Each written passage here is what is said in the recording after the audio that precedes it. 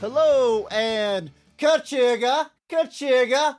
Welcome to Best of the Rest, the show where we take a second look at movies that were poorly received upon release and challenge ourselves to only talk about the things we like and what the movie does well. It's Disney month, and this week we are talking the 2006 film Cars. My name is Chris Logan, and I am joined, as always, by my car host, Andrew Williams. You ready for this one, Andrew? Yeah, that was clever. Yeah, I snuck it in there, right? I'm not going to tell you how long I sat here and tried to think of a car pun with your name itself before I gave up and went with what I did there. But not a lot of like makes and models that start with an A or a W. I couldn't crack it. Yeah, it's really... It was like Audi, but like Audi Rue Williams doesn't work. It was tough. Feeling out there. I'm glad you gave up on that. The pun for Andrew Williams' name. Let us know. But let's talk about this movie, Andrew, or our theme for the month, I should say. This is the first week in November, and all November long, we are talking about Disney films. Of course, for the premise of our podcast, we focus on movies that were poorly received upon release. We're tackling Disney, which is it's a huge category, Andrew. So what we've done is we've broken it up to cover different sort of legs of the Disney machine every week. So week one, we're starting with Pixar. We have chosen Cars as our movie to discuss, which, let me just say this up front, Cars is one of the most successful movies we've covered on the podcast. It's not like this movie flopped or is panned by critics. It actually does well in both of those regards, but it does have this undeniable reputation as ending the hot streak that Pixar started with. Even though this movie is successful, every movie Pixar released before this was almost like unanimously 5 stars, perfect film. This is the best thing going in animation. They can do no wrong. And this movie was kind of like a chink in the armor to many people. It's like, well, maybe they don't always quite knock it out of the park. So this isn't the lowest rated Pixar movie. I do believe that is actually Cars 2. So, hey, maybe we'll come back to this franchise one day. But I think it does have that distinct reputation of being the first misstep in Pixar, which is why we are looking at it today. I agree. Like, you pretty much mentioned Cars, and it's almost always met with like an eye roll. Just like, oh, Cars, that's the one. I think it's that Larry the Cable Guy hate just runs really deep. Is it solely Larry the Cable Guy? I think that's it. No, I'm kidding. But that's been this, like, if there's a legacy of this movie, it's the bad Pixar franchise. Before you say that Cars 2 is the lowest received, but I don't know that maybe. I think it's the only rotten, because The Good Dinosaur would be the other one that comes to mind. But I think it's pretty. It is a. I'll say it turns out there's a whole thing I can look at that has a list of them, and no, everything has been it looks like Cars 2 is legitimately the only rotten one. But if you look at those early scores, it's like, even just using Rotten Tomatoes, it's 100%, 92%, 100%, 96%, 99%, 97%. Cars is 75%. So still fresh, but you can tell that that's the one where, like, the tide kind of switched. And it's still a weird metric, because like all the others, you can basically say almost every critic enjoyed it. With Cars, it was like, oh, only 3 out of 4 critics enjoy it. Like, it's it's like it's a drop, but like, how much of a drop is it really? But then, like, Cars 2 leads to a lot more of those lower scores. Cars 3 sits at a 69%. I thought there were some more recent ones that had not done well, but those might be just Disney animated ones. Like even Elemental, which I've heard really mixed things about. I've heard people that loved it, and I've heard people that really didn't like it. Even that's at a 74%. So, so maybe one day for Cars 2. But I'm telling you right now, folks, no. I have seen Cars 2 many times. Have you seen any of the spin-offs, Chris? How far does the fandom go in your household? All right, my son is 3, In fact, you will hear from my son later in this podcast. He has a lot of positive thoughts on this movie, so we'll be sure to capture those on mic here. But I have seen all 3 films. I've seen all of the Cars tunes, the animated shorts. I've seen Mater's Tall Tales, which are some more shorts. I've seen Cars on the Road, which is the Disney Plus series. I've seen all of these multiple times. We watch them every day before we go to bed. We watch them during the day sometimes. I've seen YouTube videos about cars, or sometimes they're just kids playing with the cars. I see those videos sometimes. My son owns, it's upwards of 100 cars, because they have like the Hot Wheels size cars, and then they have these mini cars, and they make a toy of like every car you see in the movie, in the background, speaking role, non-speaking role. I have them all. I know all of their names because we have to look up their names so he can learn their names. I have seen this franchise inside and out. I could have legitimately done this podcast without rewatching the movie just because I've seen it that many times. I did watch it, and I guess the biggest benefit is it kind of reminded me of like what specifically is in Cars 1, because at this point the whole franchise kind of bleeds together for me. But yeah, I've seen a lot of Cars. I think a lot of parents of young children can relate to this. So yeah, no planes. No planes. Never watched planes. No. Here's what happened. Never got into planes. My son got really into just like cars in general, like Hot Wheels, just toy cars. Yeah. And we noticed, like, wow, he really likes cars. I bet he would like, the Pixar movie. He watched that once and was off to the races, So I don't want to do that again. I don't want to be like, well, maybe he would like planes, and then I do that to myself. So we draw the line at cars. He has not discovered. You draw the line at Dame Cook. You cannot. This line we cannot cross. Absolutely. Yeah, I've seen a lot of Cars, but looking at Pixar's run up until this point, and we kind of been talking about this one being the first misstep in people's eyes. Up until this point, you have Toy Story, Bug's Life, Toy Story 2, Monsters, Inc., Finding Nemo, and The Incredibles. I mean, what a run. Like that's like almost unmatched. That's classic after classic after classic after classic. Like it's genuinely classics. Even I feel like A Bug's Life is like the forgotten one in that early run, but I love that movie. I think it's great. I mean, unfortunate voice cast aside, I still really like that movie, and I think it's worthy of that. Side note: who's the unfortunate voice cast of Bug's Life? Kevin Spacey. Yes. I was gonna say, are we talking about? Are you mixing up with Ants, which has Woody Allen? So they're both bad now, apparently. Woof, man, that sucks. Then you get Cars, and I just went on this whole rant about how much I've seen the movie recently.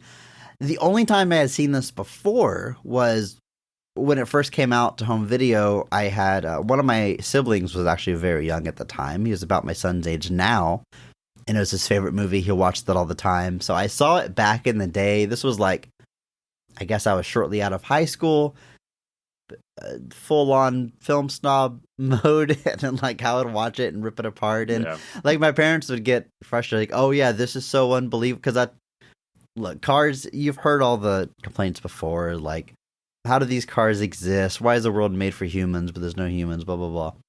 So I would do all that. Like, it really bugs me that, like, this building was clearly made for human proportions, but there's cars. Why is there a can that's the size of what a human would grab, but they're cars?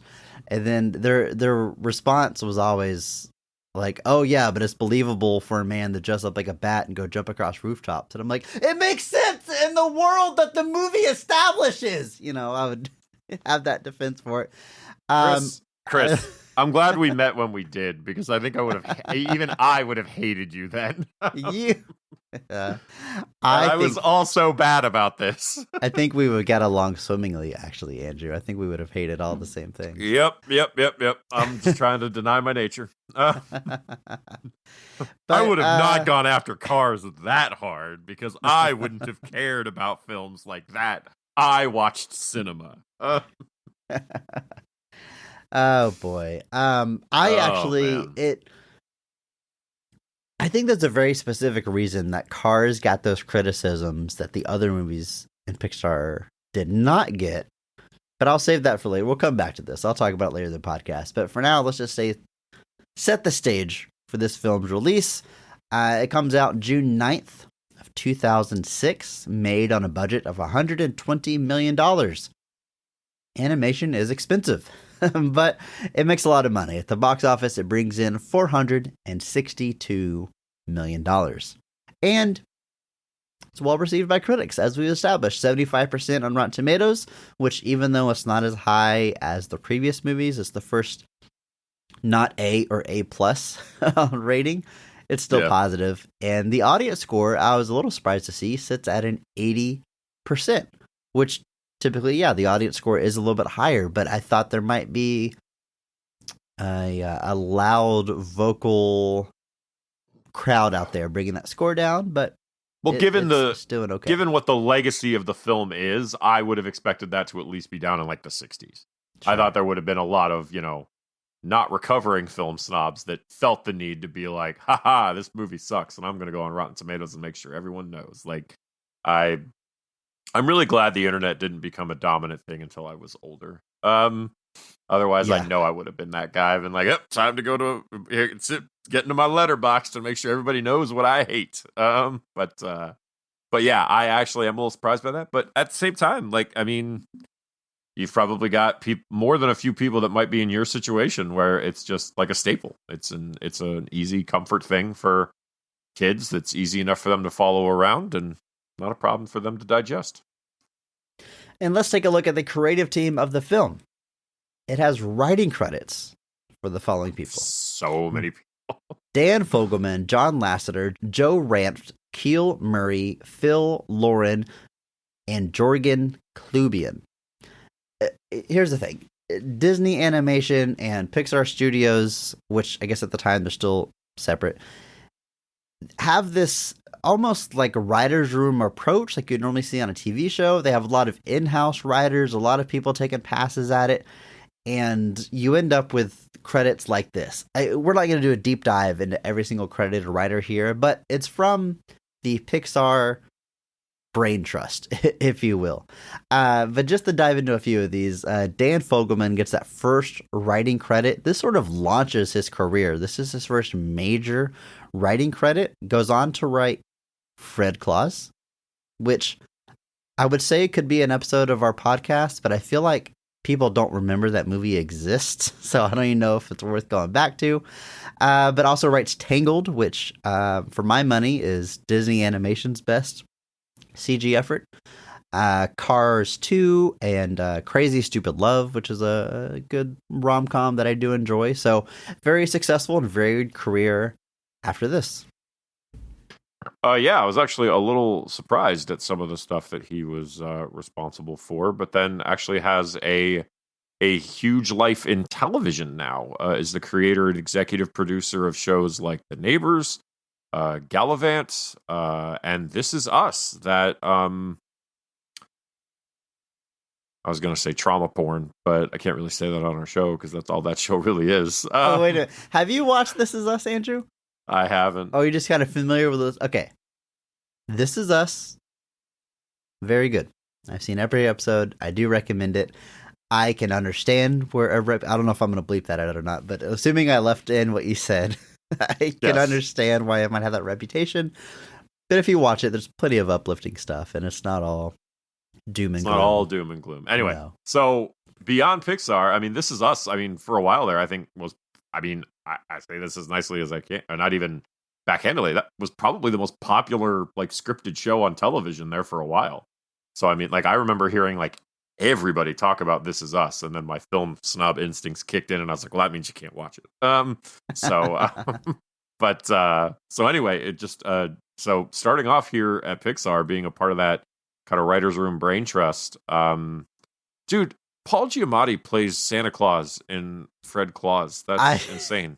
I saw that. It's great casting, though. I mean, I would like to see it. I just watched him last night. I just saw a movie, Paul.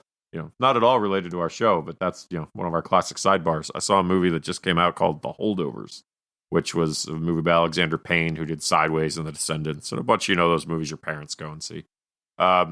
But I'd seen trailers for this, and Paul Giamatti just plays a curmudgeonly professor tasked with watching all the students left behind at a boarding school over a winter break. And I was like, I'm gonna go watch this. I got a good feeling about it. And yeah, turns out Paul Giamatti is just really good at acting. Yeah, it's the story. I agree with that. But anyway, so far as Fogelman, yeah, just like I said, this early start. But then, like I said, now I'm like, he's everywhere. Like I said, creator of like 4 or 5 different shows now. Some of the most popular ones. He's even a producer on Only Murders in the Building. So he's big time. So Cars kind of giving him that big break. So if Cars isn't a success, folks, maybe know This Is Us. So be thankful for the things you have. The movie is directed by John Lasseter, who we will not be discussing because they are no longer with Disney after some serious accusations broke, and just seems like a horrible person all around. However, there is another creative force I want to talk about, Joe Ranft. I just mentioned him as a credited writer, but it does seem to be considered a co-director of this film. I don't believe he has the official credit on the film itself, but that seems to be how he's referred to internally at Pixar. His influence is so great that he's considered a co-director. His career, I think, is pretty fascinating and even inspiring. He joins Disney in 1980, first just as a writer and storyboard artist, and in that era works on films like Who Framed Roger Rabbit, Oliver and Company, The Little Mermaid, again, just doing storyboard art. However, his credits continue to grow, and by the time we get to the Pixar era with Toy Story and A Bug's Life, he's starting to get story and writing credits. Even jumps in on some voice acting. He voices Heimlich in A Bug's Life, Wheezy in Toy Story 2, and even in this movie, Cars, he voices a couple of characters. So you look at his filmography, it's just all over the place creatively, from producing, writing, storyboard artist, and then, like I said, is considered a co-director of this film. Tragically, he passes away before the movie is released. He dies in a car accident in 2005, only 45 years old. Absolutely tragic. And you read about this guy and what people have to say about him. He seems like just the most genuine, nicest, talented person in the world. Clearly a huge loss for Pixar. But this movie was clearly special for him. And his body of work just speaks for itself. It's pretty incredible what he accomplished in a tragically short amount of time. You left out his most famous credit, which is The Brave Little Toaster. Is that the most famous? Yeah, it's also his first writing credit. Like his first full writing credit. No, I just is that Disney? Because I saw that in his credits, and he was already working for Disney, but I couldn't. Did Disney do Brave Little Toaster? I thought that was like John Bluth. I don't think so. I think it's actually considered an independent film, but I think the sequel might be a Disney film. Interesting. Anyway, I love The Brave Little Toaster because I love the notion of going into a pitch meeting and being like, hey, you know how all toasters are friggin' cowards? What if one? But no, like I said, and that's in 87. I mean, that's his first writing credit in 87. It's his first credit one, but like you said, he's a story artist on Who Framed Roger Rabbit, Oliver and Company, The Little Mermaid, during that like peak Disney, that kind of the Disney renaissance of, Little Mermaid, Beauty and the Beast, The Lion King, and then jumps straight over to Pixar with Toy Story, Bug's Life, Toy Story 2, and is just this kind of, seems like this guiding force in a lot of those Disney Renaissance efforts and things like that. And like you said, it's very tragic. Yeah, it doesn't look like he got the official co-director credit, but, and I don't know if it's more of an honorary thing in the aftermath just because he was so involved, but yeah, his fingerprints were apparently all over this movie. They said they were also very similarly all over Cars 2. There was a lot of ideas he had for where this franchise could go, and apparently that was not uncommon for that to be a case where somebody would, present a bunch of ideas for the future and they would end up getting used. So his legacy definitely lives on. And looks like this movie meant a lot to him.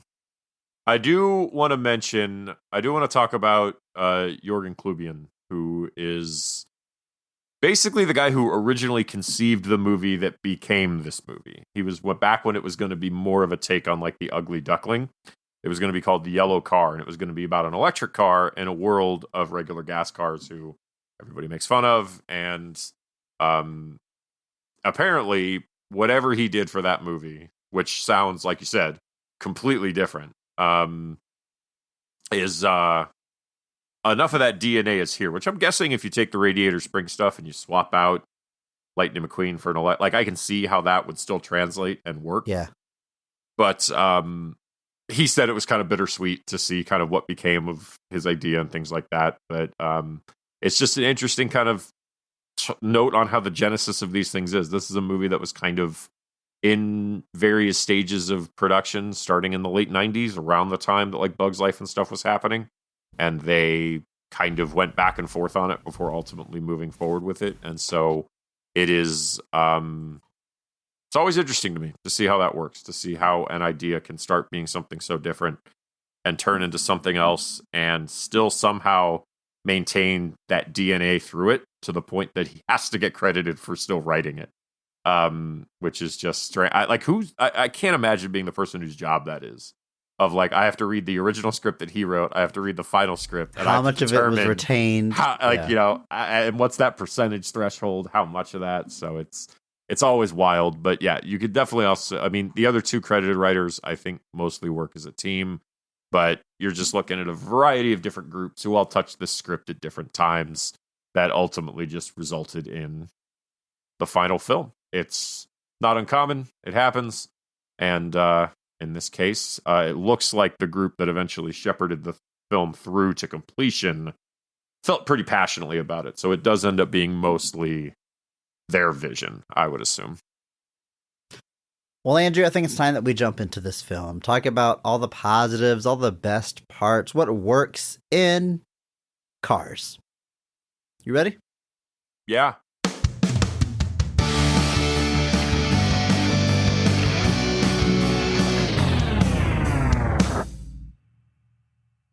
When the race for the Piston Cup ends in a three-way tie between racing legend Strip Weathers, the obnoxious Chick Hicks, and rookie sensation Lightning McQueen, a rematch is scheduled for the three winners to decide who takes home the trophy once and for all. On his way to the race destination, however, Lightning McQueen is stranded in the small town of Radiator Springs. After causing damage to the town street upon arrival, McQueen is ordered to clean up his mess before being allowed to leave. During his time in the small town, he learns to appreciate the simpler pleasures in life and care for people other than himself. With a newfound love of life and new friends at his side, McQueen is finally set to take on the big race. Also, all of the characters are cars. Just throw that in at the end there, huh? I realized I didn't make it obvious. I mean, we're just talking about racers here. It's an interesting take. I can't help but watch this movie and just start thinking about this world and the practicality and how does this stuff work when they're cars. They don't have hands, Andrew. It's a slippery slope I go down every single time I turn the movie on. But look, they just happen to be cars. That's all it is, Andrew. Yeah. I best not to think about it. There is no official explanation for how we get to this world. There's fan theories that try to put every Pixar movie in the same universe, and Cars is always like the distant future. There is, I don't even remember, like someone who officially works with Disney like gave their like spitball take in an interview, and they weren't presenting it as like the official explanation, but they were like, well, you know, in the not too distant future, we're gonna have self-driving cars with the AI, and you can imagine if they become sentient or decide they don't need humans, we could get to this place. And it's like, whoa. Like, that's like casually a very dark take on this. But none of that's official. None of that is, I mean, really, if you're thinking about those things, dare I say it, you're watching the movie wrong, Andrew. But I would be inclined to agree. Before we get to the story of this movie, we are, of course, going to talk about the cast, as we always do. And we're going to start with the high point, the best casting, best performance of the film. Because every episode we recognize one person who goes above and beyond the call of duty, that they actually elevate the quality of the entire film with their performance. We recognize that person by giving them the Mark Strong Award. And Andrew, you're going to kick us off here. Who is getting a Mark Strong Award for Cars? Well, first off, what I will point out, this movie's kind of stacked. And even at the time, it was kind of stacked. And now in hindsight, it's even more stacked. But the top names in this movie, as well as even some people that are just in random bit parts, is deep. But I'm going to go with somebody that I had completely forgotten / didn't realize was in this movie. I'm going with Paul Newman as Doc Hudson, or formerly known as Fabulous Hudson Hornet. And the joke there being that he is a Hudson Hornet. But he plays is he the mayor of Radiator Springs, or is he just He's the mayor, the judge, the doctor. I think officially he's the doctor. I don't think officially he's the mayor. He's a doctor and judge, for sure. We see those roles on screen. So, anyway, he's the one that's wary of basically Lightning McQueen from the minute he shows up. And the first time he shows up and he causes all this issue, he wants him to leave immediately. He doesn't even want him to fix any of the problems. He doesn't want him to face any. He just wants him out of this town because Doc Hudson doesn't have time for racers. And eventually, obviously, we'll talk about it more in scenes. We realize there's a lot more to this guy than we may have realized, as with all things. But just Paul Newman voicing a character in a Pixar movie was just so strange to me. But what I also liked about it was that Paul Newman was an auto racing enthusiast. That was one of the things that he was pretty well known for. He trained while being in some of his films. He was a frequent competitor in the Sports Car Club of America stuff. Won 4 national championships. He later drove in the 1979 24 Hours of Le Mans. Finished in second place. He was no lightweight. You can look on his Wikipedia. He's got, from the 70s to the 2000s. He was in cars racing. So I actually think it was a very cool thing to bring him into this as this character. And this was one of the last things Paul Newman probably did, as far as filming goes. I think it is his last credit straight up. Is there anything after this? There are 2. He apparently is in the short film Mater and the Ghostlight. And then he does a couple of narration things in the couple years after this. But as far as new fiction content, this was his last feature-length film, although apparently they did use some archive recordings and outtakes from Cars for Cars 3. I can't speak to the veracity of that. I'm sure you can. Cars 3 is the best in the franchise, in my opinion, and Doc Hudson's role and how they use him, I think, is very effective. One of the reasons it is my favorite. Highly recommend. Cool. Can I skip 2? Is that all right? Do I need 2 to see 3? You do not need 2 to see 3. 2, perfect. 2, Excellent. For anybody who doesn't Chris, know, there's no further discussion here. That was a yes or no question. Listen, we might cover. I know you're vehemently against it, but we might cover Cars 2 on this podcast one day. We can get into it then. But for anybody who doesn't know, Cars 2 sees Tow Mater as our main character. He's in the A storyline, which it's in the UK. Tow Mater gets mistaken for a spy, and the whole thing is a 007 spoof. And if that sounds wild, it's because it is. It's a wild movie. None of it comes into play with Cars 3. Cars 3 brings us back to racing and Radiator Springs and the themes of the first movie. So you can go straight from 1 to 3, yes. Excellent. Good to know.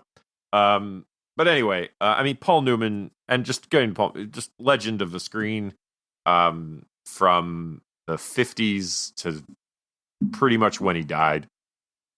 Cool Hand Luke, Slapshot. Cool Hand Luke. Slapshot. Even getting into some Hitchcock action with stuff like Torn Curtain, Butch Cassidy and the Sundance Kid, stuff like The Towering Inferno. He was everywhere. Even stuff like in the 90s, like Hudsucker Proxy, and then even in the 2000s with Road to Perdition, which I think was technically his last live action film role. And Road to Perdition, folks, if you haven't seen it, is great.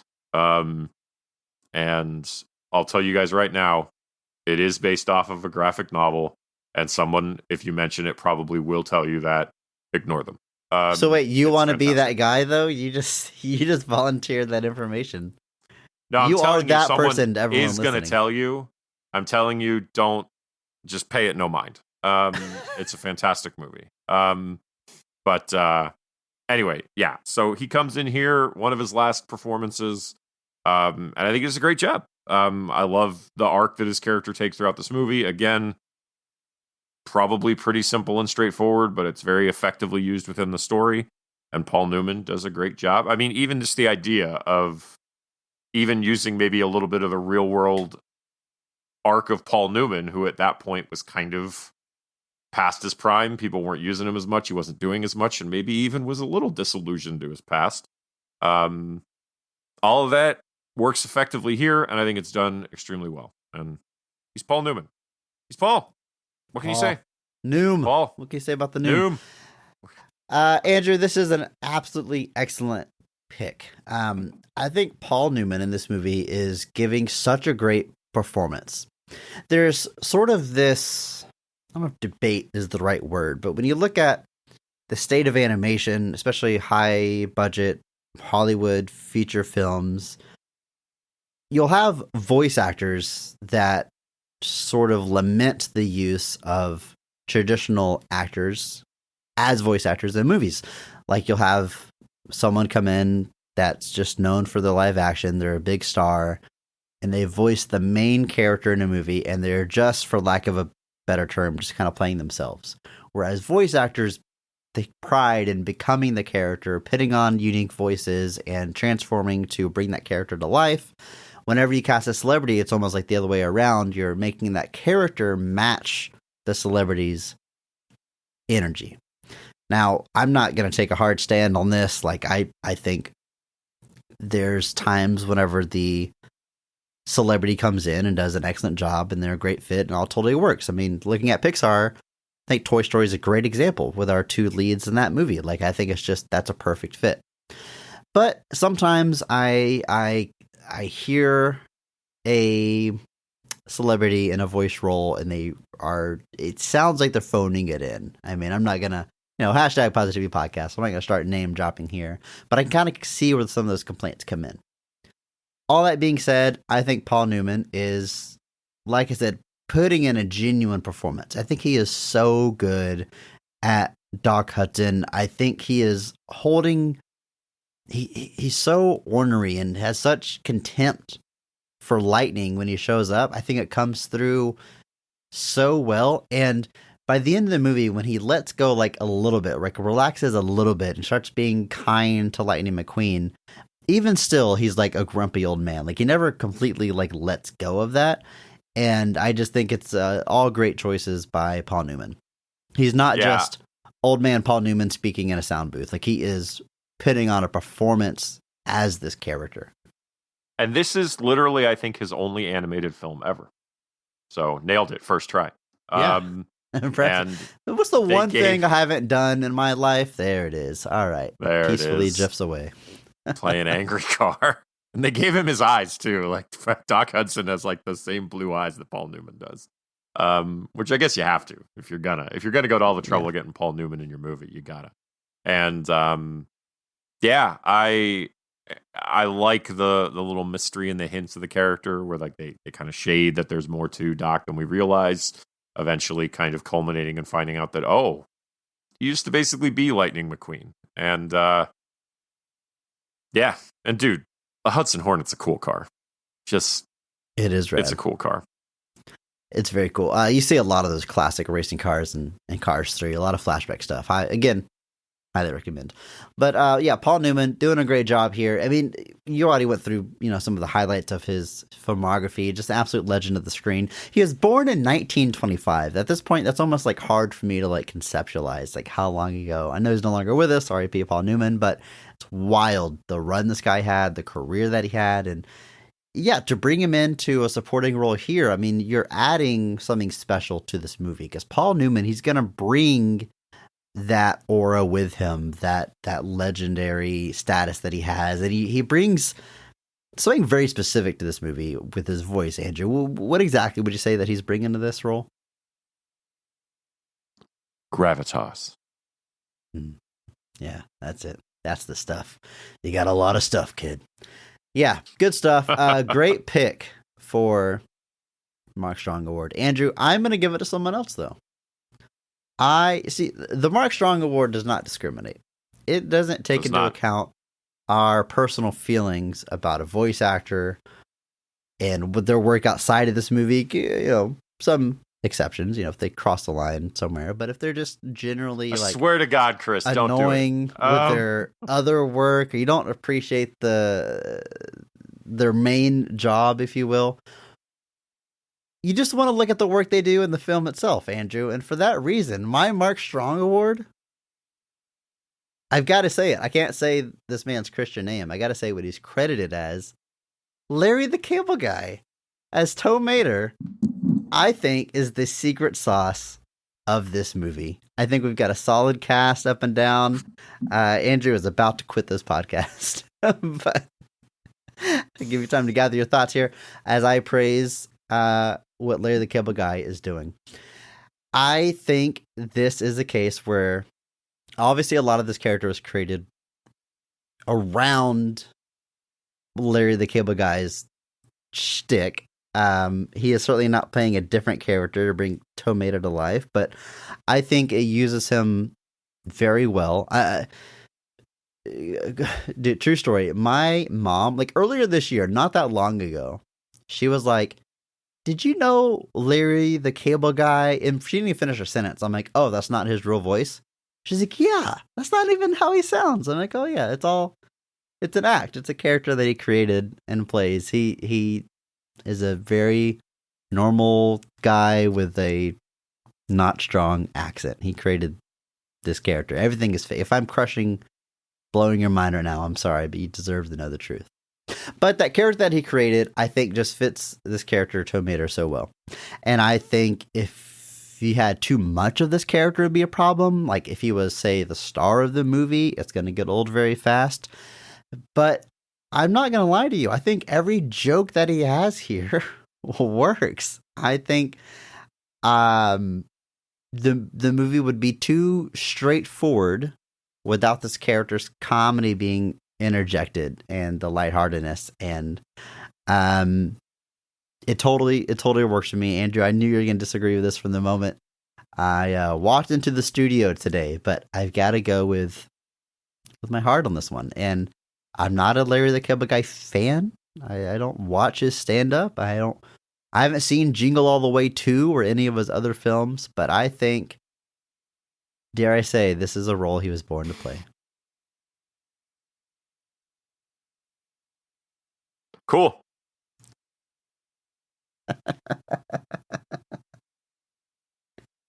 Is that your complete thoughts on Larry the Cable Guy as Tow Mater? Chris, I'm not going to lie to you. I stopped listening.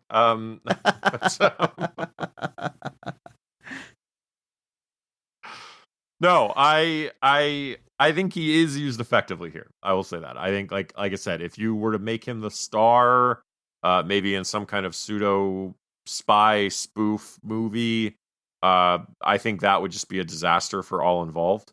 And I got to be glad. I'm really glad nobody went in that direction. But I think the way he's used here. What's funny is I think that's probably also, I've never seen it, but also is probably the synopsis of Delta Farce.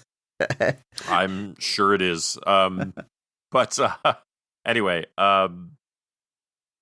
it I know it's a character. You know, he'll argue whether or not it's a character or not in real life, but I know it's a character. And they even let him say some of his catchphrases here. They let him do the get her done and all that. But, how does that feel coming out of your mouth, Andrew? Terrible. It tasted worse than this wild cherry Pepsi Zero. But it works here for the character he's playing, for the way it fits into this film. It's just enough. It's a different kind of, you know, Lightning McQueen is the fish out of water, and he's Chris Farley from Tommy Boy, basically. This is all he knows. This is his life. This is everything to him. He thinks cow tipping or tractor tipping is fun. That's what it is. So sorry for comparing Larry the Cable Guy to Chris Farley, folks. I don't mean they're the same in other ways, but yeah, he's used effectively. I will agree there. There is this line that has become often quoted in my house where Lightning McQueen's first night in Radiator Springs, he gets put into the impound. Tow Mater's keeping watch on him. And Lightning McQueen almost convinces him to let him out. He's like, yeah, go show me the town. Let me out of here. He's just going to take off. And Mater's about to let him out when the sheriff rolls up and says, Mater, what did I tell you about talking to the accused? And he says, to not to. And it's hilarious. It's great. T''NOT''TO.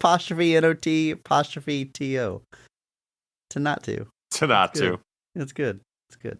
It's all into one word. Those are our Mark Strong Award winners, but there's a lot of other cast to go through here, such as our main character, Lightning McQueen, voiced by Owen Wilson, who, wow. 2006. I mean, this is like the middle of his huge run. He's got all the Ben Stiller movies. He's done the two Jackie Chan Wes films. Anderson's. Around his probably Wedding Crashers. He's always buddied up with a lot of people, I'm realizing. Other than the Wes Anderson, I guess, their ensemble cast. But otherwise, they're always like two-hander buddy comedies. And even this one, it's always him and Mater. And even those early Wes Andersons, like, it's him and Jason Schwartzman a lot. And his brothers. Like, they're definitely like, I mean, Wes Anderson now does his huge, massive ensemble cast. But early on, Owen Wilson was a big part of those. He's a co-writer on, I know he's a writer on Bottle Rocket and Rushmore. I don't think he's in Rushmore though, but those early ones, he's definitely a big part of. But yeah, the 2 years before this is Starsky and Hutch, The Life Aquatic, Meet the Fockers, Wedding Crashers. So he's big at this point. And and the same year as this is Night at the Museum, and this is probably right at the top of Owen Wilson, probably before he slightly kind of declines.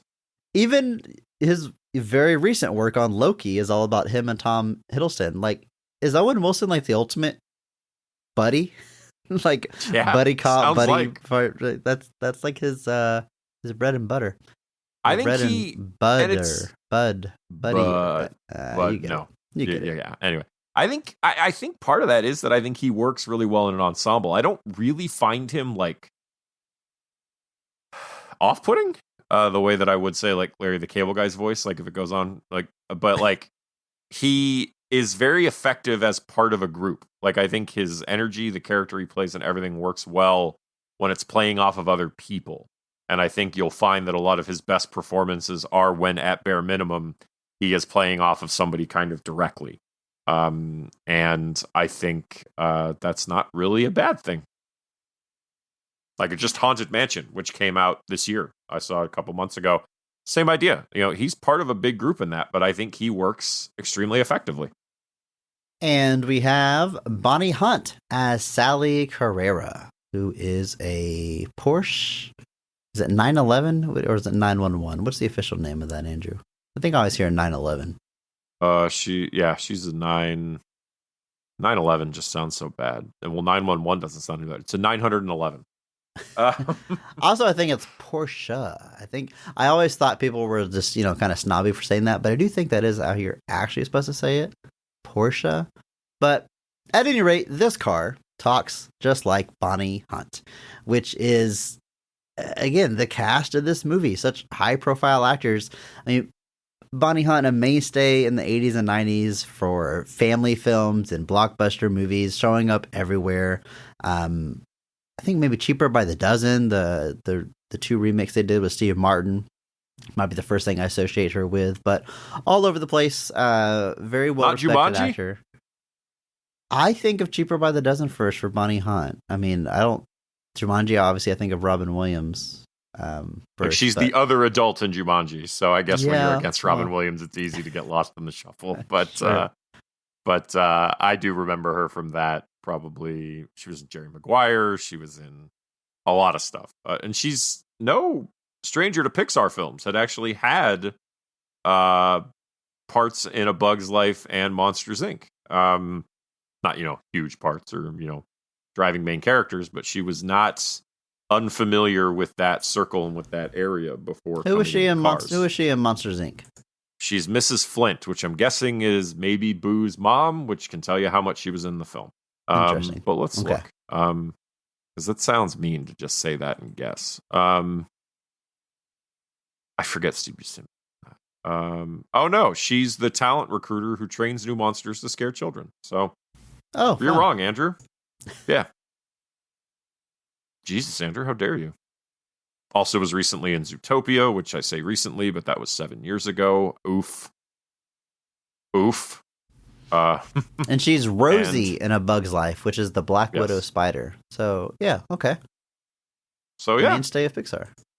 And has jumped into, does Dolly in the Toy Story films now as well. And apparently will be playing Mrs. Claus in the upcoming Dwayne Johnson, Chris Evans Christmas action film Red One. Alongside J.K. Simmons as Santa Claus.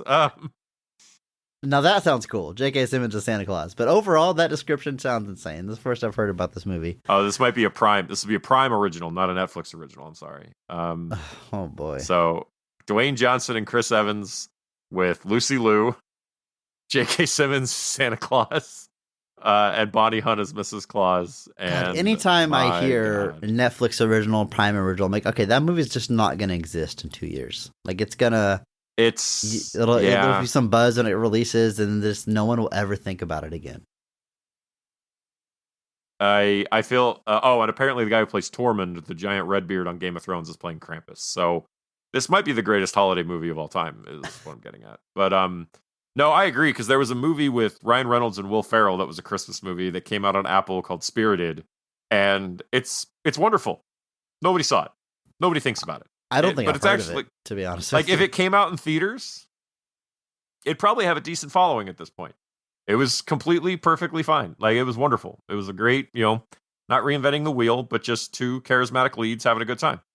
And it's the difference. Like, if a movie releases on streaming, most people, I guess I use that term loosely, but a lot of people will, quote unquote, I don't know, not own that movie, but have that movie available to watch. But it is not the same as buying the DVD, buying the Blu-ray, and having it on your shelf. Whenever you do that, when you make this conscious effort to purchase this individual movie and physically have it on your shelf, it sticks in your mind much more strongly, even if you never put that movie on. Like, it has this permanent association with you versus it was dropped on a streaming service that you're subscribed to. It's just in and out. If I don't set like a reminder in my phone to go log into Prime when that movie comes out and watch it, I will never watch that movie you just described. That sounds like a lot of fun. Nope. We've I feel like this is it's territory we've discussed a lot on this podcast, so we don't need to go into it that much right now, but it is infuriating at times, Andrew. And it's people will talk about what's killing cinema, and I know that there's a whole big Marvel versus Scorsese thing going on right now. Guys, all of you, please stop talking. I'm just so tired. But overall, I think the thing that really doesn't get talked about enough is just exactly what you talked about. Like, streaming movies don't really exist, and that's arguably what has disrupted the theatrical model more than anything. Like, you made a Christmas movie with Ryan Reynolds and Will Ferrell, and you didn't put it in movie theaters. Like, how do you... why? Did you not want to make money? Like, it's kind of like a weird thing where, like, movies that would otherwise had a mildly successful run get dumped onto streaming and nobody hears about them again. Like, Glass Onion is kind of this weird exception because they backed the dump truck up to Rian Johnson and Daniel Craig's house, and then he actually like made them show it in theaters. And a Netflix executive even said, we lost out on money by not leaving it in theaters for like a month. It's like, we would have made so much money off of it. Even that's going to run into problems because you and I, Glass Onion, we saw in theaters, we watched it streaming. You tracked down a physical copy of that movie, even though it doesn't have an official physical release, but I think in a couple of years that's going to run into a similar problem if they don't get that out on physical release. And maybe I'm wrong. Maybe the future is all digital and this all means nothing. I don't know, but I think, I don't know. It's a weird. Rian Johnson has said it's a plan to try to do a physical release of it. And I don't know if Netflix, there might be some kind of waiting period where like Netflix is like, it needs, we gave you your movie run at the beginning. Now we have our year of exclusive streaming rights, and then you can release a physical copy of it. I don't know how it works. I'm sure they can't really talk about it, but yeah, I went and found an Academy screener of Glass Onion because I am insane. It's well, because Netflix is getting so expensive now too. It's like $22-$23 a month, and it's just we have like canceled our Netflix subscription. I have like less than a week left before it cuts off because we never watch it. I mean, never. We tried to watch. I'm not gonna try to watch a series. Watched 2 episodes. Wasn't into it. I'm like, why are we paying for this? Nobody in this house watches this. But now, Andrew, I've got like 3 days to go see the David Fincher movie in theaters because it has a very limited release, and then it's going to hit Netflix when I don't have it, and I'm not going to subscribe to a damn streaming service for one movie I'm going to watch one time. So I got to. It's a very frustrating situation. Like movies are going through this thing that music went through a decade ago. Mm-hmm. I mean, now music, I pay for my streaming service. I've got all the music I need. And that's just the state of music. I don't buy albums. But it also, like, albums aren't important. Like, I used to mark my calendar on Tuesdays when a new album I wanted would drop, and I would devour that album and the art and the lyrics and the songs, and that does not exist anymore. There are artists that have legit just switched to releasing singles. They just release a new single every now and then, not even an album. And it's just wild. And I don't know what the movie equivalent to that is, but I feel like we're heading that direction, and it scares me, Andrew. I don't like it. I agree. I think that we've talked about it before, but just that, the advent of digital meant something got lost in translation. The experience has been lost in favor of what is a clearly more efficient, streamlined process. But you can't help but feel that the experience of things has taken a massive hit. And it's such a weird thing to say because like we're inundated with content now. It's everywhere. And when I hate that it's called content, first off, it's stupid. It's not content, it's movies. But it seems, but that kind of stresses the issue is that we've come to this place of everything is content. It's not movies anymore. It's a bottom line to make people get our streaming service. And yet all you hear about is that the streaming services are collapsing and not making any money and nothing is working. And, they're taking content off and licensing it to other people to try to make money back and not have to pay the royalties themselves. So now, Netflix is going to pick up all of DC's movies because they can do whatever. And it's like, it just feels like everybody's in this massive circling game of chicken where like nobody wants to be the first one to crack and they're just going to keep losing money until it basically implodes. And I actually think I told you this. I think the streaming bubble has already imploded. I think it's already burst and we're just now on the decline. Like the peak has already happened. And I think we're on the decline. And I mean, you're watching it happen. Everybody is increasing their prices. My Disney Plus price is going up like 80% this year if I stay with it. Like we do the yearly plan. It's going from $80 to $140. That is a $60 increase. 75% increase in price in 1 year. In a single year, your price is almost doubled. If that to me isn't, this is failing, I don't know what is. So I'm out. I'm out of Disney. That was one of the only ones that I was paying for. I usually leverage people to get their streaming services in exchange for my Vudu library. That's kind of my trade-off. It's like, all right, you get the Vudu library, but what's the kickback for me, guys? What am I getting here?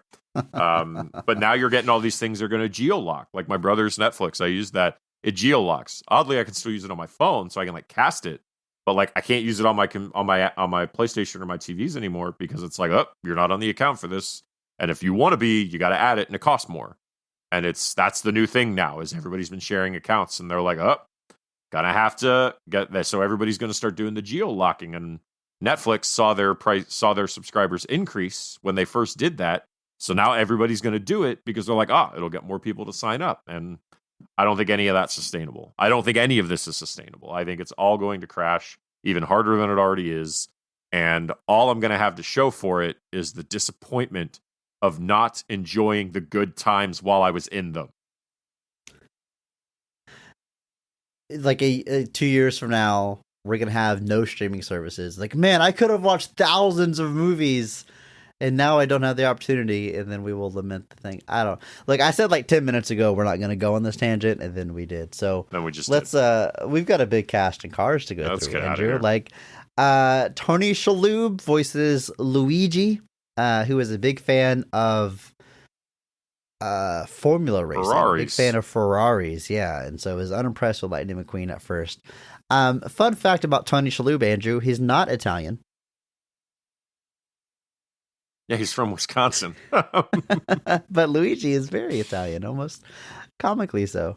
But I mean, we kind of rapid fire these because it's a lot of bit parts with small roles that are defined by one or two quirks. But Tony Shalhoub, alum of the show, of course, talked about Men in Black, among other things. Always loved the guy. I love his performance here. Yeah, he's Tony Shalhoub. I mean, he's fantastic. No matter where he is, what he's doing. I mean, he's getting one last run as Monk for all the fans of that. That was obviously a big role of his career. Obviously, Galaxy Quest for those of us that are connoisseurs or just whatever. I love it, dude. Galaxy Quest is one of those movies where if you ask me to pick a Mark Strong, I have no idea who I'd pick because you could feasibly give that to almost anyone. It's like Clue. Like if you asked me who the Mark Strong of Clue and Galaxy Quest were, I would be like, I choose death. Like, don't make me pick, man. Don't make me choose between my children. But he's so good in that movie. I love how just nonchalant he is about all the insanity that he's witnessing. Have you ever heard of why he's like that? Why he's nonchalant? In Galaxy Quest? In Galaxy Quest? Yeah. He's high the whole time, right? But that plot there was that supposed was like cut to be out. a scene that explicitly showed that he was high, at least for that first meeting, and they cut it because that, I guess, can't have drugs in the movie. But so he's just that was attached and aloof for seemingly no reason. That's why he's like, that's why he's like eating snacks all the time and like wondering if people have food and stuff. Like that's why he's always kind of doing that. But I think not having that makes it even funnier. Just that there's a guy on the crew who just doesn't care about any of this. Like none of it bothers him. But my gut is telling me Alan Rickman's the Mark Strong, but I think we can get away with doing that on the show because that movie was a box office disappointment. So maybe we'll have a Galaxy Quest episode one day. My gut says Sam Rockwell, maybe, because he's just that's so good not at right. Just everything he's doing, from like his meltdowns to everything, like it's but you could give it to anyone. Like there's not a single person in that movie I think you could give that Mark Strong to where I wouldn't just be like, I get it. Maybe like the villain or something, but like of any of the main cast, you could argue for any one of them and it would be a good pick. Clue is the same way. We were watching that the other night and I was like, the gut is Tim Curry because he's, he acts out the anchor of that movie, in the third act. But at the same time, like everybody's bringing their A game to that, and like absolutely everybody could step up. Like Madeline Kahn, especially, I think would possibly be the next person that comes to mind. But anyway, Tony Shalhoub, greatest actor of all time. He's fantastic. Does a great job here. I love it. Cheech Marin plays Ramon, who is a lowrider that talks just like Cheech Marin.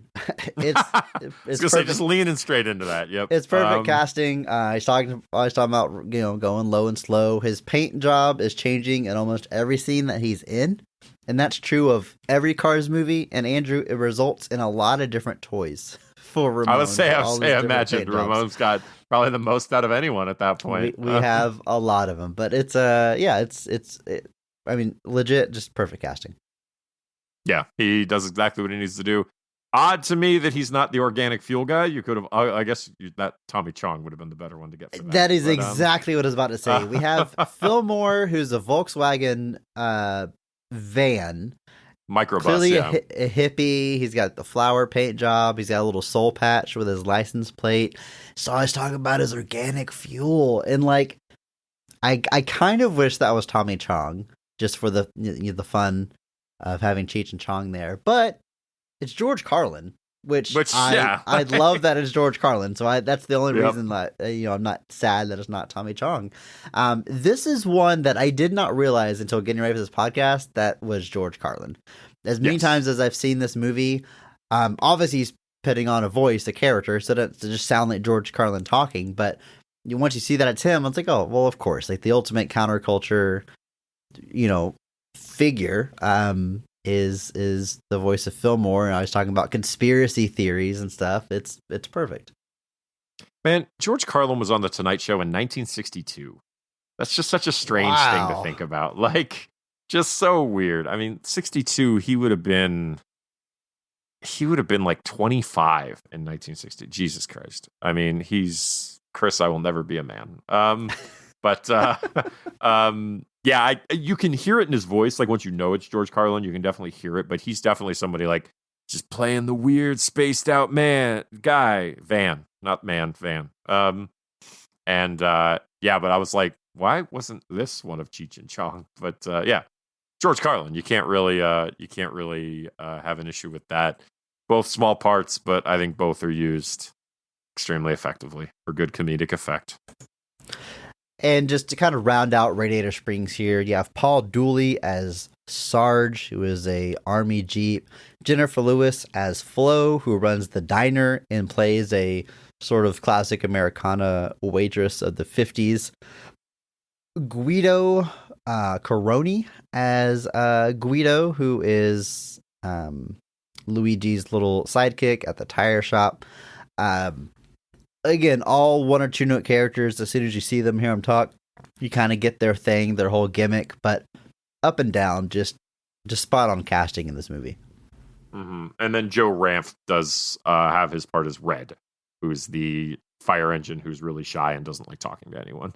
Yes, I think his big scene is he cries really loud. Yeah, and that character does keep recurring throughout the movies and just doesn't speak again, but I like that they kept him around. Being voiced by Joe Ranft.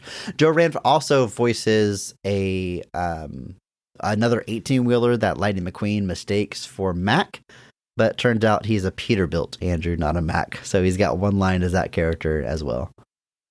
Oh, also shout out Katherine Hellman as Lizzie, who's a Model T in town that's been around since the town was founded. It was founded by Stanley, which is her husband, who has passed away. But Andrew, I have seen the backstory. I've seen the short where they actually meet each other and the town is founded. I know all about this character and her backstory. But what I love about this character of Lizzie. It's a Model T. She's old. She's kind of losing it. She talks to herself. And she's always like shaking.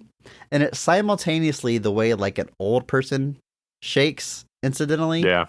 And like a Model T would shake because it's an old car that, has an old combustible engine that's going to rattle. I just think the animation on her is fantastic. She's another legend of the state of television primarily. She was on Who's the Boss? She was on Soap. She was on a guest star of all sorts of things. She was in a lot of Terry Gilliam movies there for a while. She was in Time Bandits and Brazil. She was in Alfred Hitchcock's last movie, Family Plot. Just one of those fun little cameos. And then, Andrew, the greatest actor of all time, Michael Keaton, is in this movie as Chick Hicks, just having the time of his life. He hates Lightning. He hates Lightning McQueen. Always talking crap, hitting him on the road. Very obnoxious. And it's funny because, again, I knew this was Michael Keaton for the recording of this podcast, but I didn't know like the first time I watched it. I looked it up, and I was like, oh, that's great. It comes at a point in Michael Keaton's life where, like, for some reason, we as a people decided to start taking this guy for granted. And, like, he dropped out of being an A-list star. And it's like when he's doing, like, white noise and small voice roles here, he shows up in the other guys in a supporting role. And then, like, he gets back to his rightful place as an A-lister with, like, Birdman and Spider-Man. But during you can even track that actually during the course of the Cars movies because Chick Hicks comes back in every movie. I think Michael Keaton voices him again in Cars 2, which is a much smaller role, and then Cars 3, Michael Keaton does not return for that because by the time Cars 3 comes out, Michael Keaton's back to having a career much bigger than the small part of Chick Hicks. But I'm glad that we have him here. Always talking about the Chick era beginning. Just a real jerk, and you love to see it. KA-CHICKA. Yeah, it's fantastic. This is another one where, like, when I heard him talk the first time, I was like, wait. He's putting on sort of a voice, but not really. Like he screams but you a can lot. just see that he's just leaning into those kind of like, kind of really energetic, wacky things that he used to do back when he was doing his stand-up and his comedy roles in the 80s, like before he kind of became the serious dramatic actor. And it's kind of fun to see him channeling that energy again. It's not something that he does that often anymore. Even in stuff more recently, it's a lot, like you said, he's fantastic. He's great. Like Spider-Man Home, whether he's Vulture, whether he came his return as Batman, whatever it is, he's really great in the stuff he's in. But there's that kind of, like I said, that like you watch something like Mr. Mom, he's got this manic energy the whole time that he just doesn't do very much anymore. I'm curious how Beetlejuice goes because I feel like he has to do that for Beetlejuice, and I can't see him doing like Beetlejuice any other way. So we'll see. But here he's kind of channeling that energy. I wonder if Beetlejuice 2, if he's going to look exactly the same. Obviously, he's aged a lot, but he's under makeup. He's got a wig. Beetlejuice already had like a big belly. Like, I wonder if he's going to look exactly the same as he did in the 80s. He's going to sound the same, I'm sure. That's going to be interesting. I wouldn't be shocked if he does, although that movie also it's got Michael Keaton, Winona Ryder, and Catherine O'Hara all returning. Jenna Ortega and Monica Bellucci are added, as well as Justin Theroux and Willem Dafoe. So that movie's also like shaping up to be like insanely stacked. So we'll see. But he's Keats, man. You can't go wrong. I guess let me say this. You said it to me once that people said Michael Keaton is one of those people who made a career off of doing a Jack Nicholson impression, right? Yes. They said it was him and Christian Slater. Correct. And Christian Slater I sort of get. Right. Michael Keaton, what I am willing to give that comparison is there is a time where I think his energy was very similar to Jack Nicholson's. But I think by the time he gets super famous, he's not doing that anymore. Like, largely. I think by the time you even get to, like, Beetlejuice would be the thing where, like, I feel like people would say, yeah, he's kind of acting like Jack Nicholson. And I was like, yeah, but I can't imagine Jack Nicholson playing Beetlejuice. So, like, it really 100%. doesn't compute for me. 100%. But, like, so I think when he's coming up and he's got that energy where I think you could make that comparison. But I think by the time he's famous, he's doing his own thing enough that it's not. But there's a brief period of time that I'm willing to kind of acquiesce that I see it a little bit. But unlike Christian Slater, who did it for way longer. Dude, if you watch Heathers, Christian Slater wears a leather jacket and rides a motorcycle and he's always doing his eyebrows. It is like one for one. But yeah. It was funny. Batman 89, I could see Michael Keaton's Joker being played exactly like Jack Nicholson's Joker. Yes. But I can't see Jack Nicholson, a young Jack Nicholson, doing Bruce Wayne the way Michael Keaton does Bruce Wayne. So I agree completely. I think that's also a great comparison to show that there's. I won't necessarily say that Jack Nicholson's not a good actor, but there's a certain type of character. The hottest of takes, Andrew. But like, there's a particular type of energy that Jack Nicholson exudes, and it's that kind of manic, almost at times like sinister energy. Like, Jack Nicholson is very difficult for me to take seriously as like a normal person. Like, anytime he's in a movie where he's supposed to be like just a guy. I mean, he's ever a normal person? Like, what? I guess like about as Schmidt good as it maybe gets, as good as it gets, like a little bit. But he's still. But even then, he's kind of playing a prick. So like, he's still like, but like, you think of something like The Shining. Like, you're just waiting for that dude to go crazy the whole time. That's why Stephen King hates it. Stephen King just can't buy Jack Nicholson as a torn man. He's like, this isn't a man succumbing to anything. This is a man just giving into who he is. Because that's all Jack Nicholson is. You're waiting for him to be the crazy guy. But yeah, that's an interesting comparison. I like that a lot. All right, Andrew, the cast keeps going. We have a lot of celebrities and racers essentially playing themselves or a car version of themselves. So, like, Richard Petty plays Strip Weathers, the King. Strip Weathers, as his nickname is, who's sort of been on top, much like Richard Petty being a famous NASCAR driver. Even his wife, Linda Weathers, is played by Linda Petty, his wife in real life, which I think is pretty fun. And as far as like the cameos, this is the biggest role. Again, this is a character that's going to recur throughout the movies. He's got actual lines. He's playing an actual character involved in the plot of the movie. He sounds like an... I don't mean to open up a can of worms here. He sounds like an athlete acting in a movie. And the can of worms is a NASCAR driver an athlete? I genuinely don't know. And I don't know if we have time to get into it. But he's a celebrity playing a character in a movie, and his... All right, Andrew. Whenever athletes, celebrities... You're really struggling with this. Well, I have a point to make here. I got to find the words here. Whenever like athletes, celebrities play a character, and they are oftentimes so stiff and wooden, and it's like, why did they even do this, right?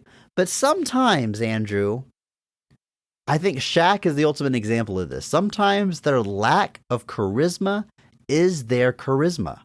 I love when Shaq shows up. He's not good, but he's clearly like having fun and trying, and that goes a long way. And I feel similarly about Richard Petty here. He is clearly not an actor, but again, lines that are quoted around my house all the time. He tells Lightning McQueen, "You got more talent in one lug nut than most of these cars have in their whole body, but you're stupid." And that last part, "but you're stupid," we say that a lot in this house. It's not good acting, but knowing that it's Richard Petty, it just makes it work. And I think it's just a really good use of celebrity in this movie. And that goes through all of the celebrity cast. Bob Costas is playing an announcer who... Bob Costas is one of the most famous sports announcers of all time. So he's just playing himself. His character is Bob Cutlass, which I assume is some kind of car pun I don't understand. Jay Leno, car enthusiast, is playing Jay Limo, a late night talk show host. So again, just playing himself. And you've got a lot of those peppered in. I think Mario Andretti shows up with a voice role. There's a Ferrari at the end who's a racer that I don't recognize because I don't follow the sport. But I think for the most part, it's making good use of all of these. But I want to highlight Richard Petty. He's the Mark Strong of the voice actors in this movie, as far as I'm concerned. Yeah, I mean, they're everywhere. Darryl Waltrip, Daryl Earnhardt Jr. I mean, a lot of motorsports executives, even some radio guys like the Tom and Ray Magliozzi are like the guys who own Rust Easy or Rusty's, and they're like guys who have a car talk show. Like they really did dig into like that world and dug up a lot of people to do this. And yes, Chris, Cutlass is a type of car. Okay, I assumed. It's yes. There's even a weird Arnold car. All right, now hang on. I've got a whole breakdown of this here. So we see the governor of California. I think Sven is his name. Sven, it's a Hummer with a flat top, and he speaks in a very exaggerated Arnold Schwarzenegger impression. They didn't get Arnold for this role, but you know what they're going for here. Voiced by alum of the show, Jess Harnell. Jess Harnell's a voice actor, probably most famous for playing Wacko in Animaniacs, and he's the voice of Crash Bandicoot. Andrew, do you know why he's an alum of the show? I'll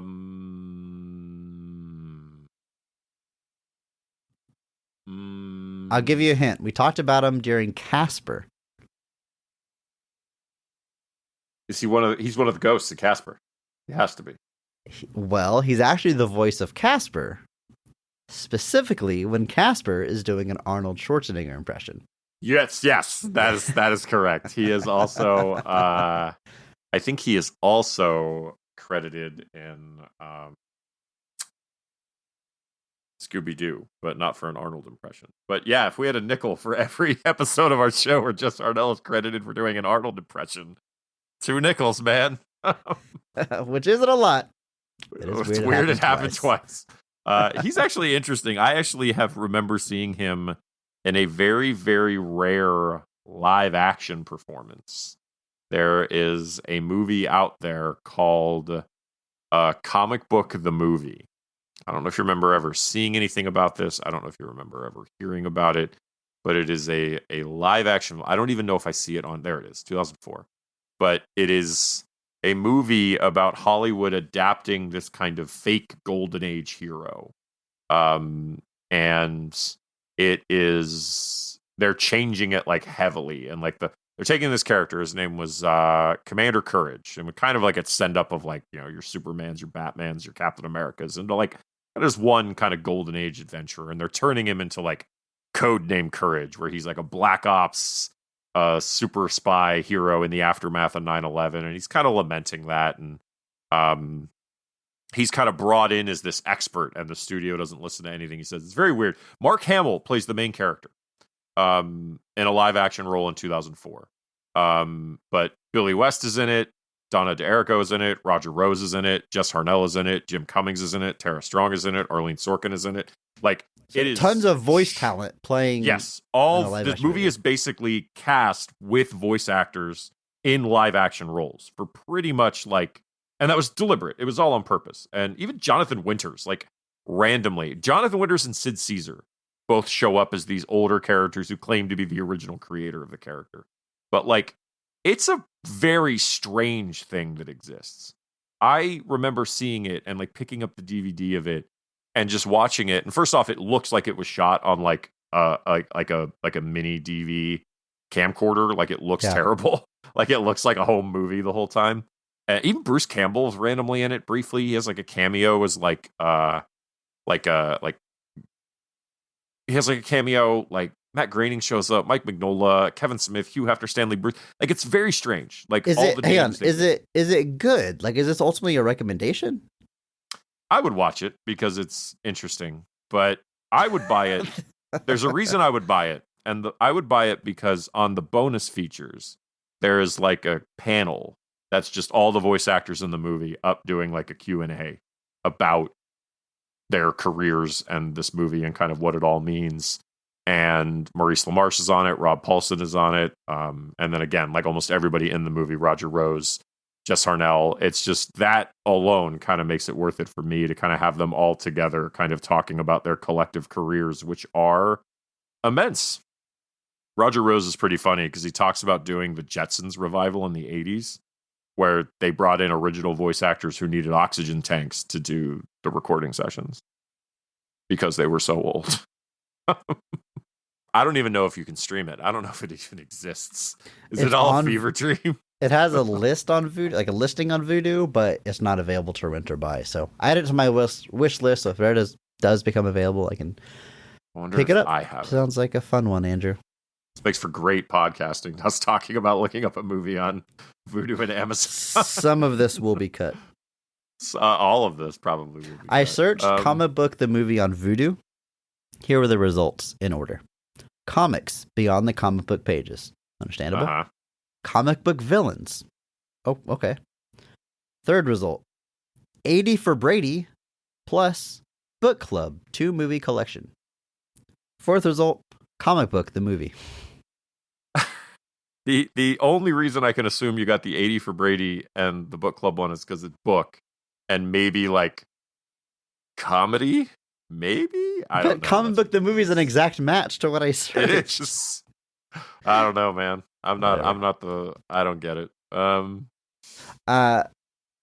Andrew, there's more cast here, more bit parts, but we gotta move on. We gotta talk about the movie, specifically the best parts of the movie and our favorite scenes. So I'm gonna let you start us off here, Andrew. In your opinion, when is this movie firing on all cylinders? That phrase has never worked better than it does today.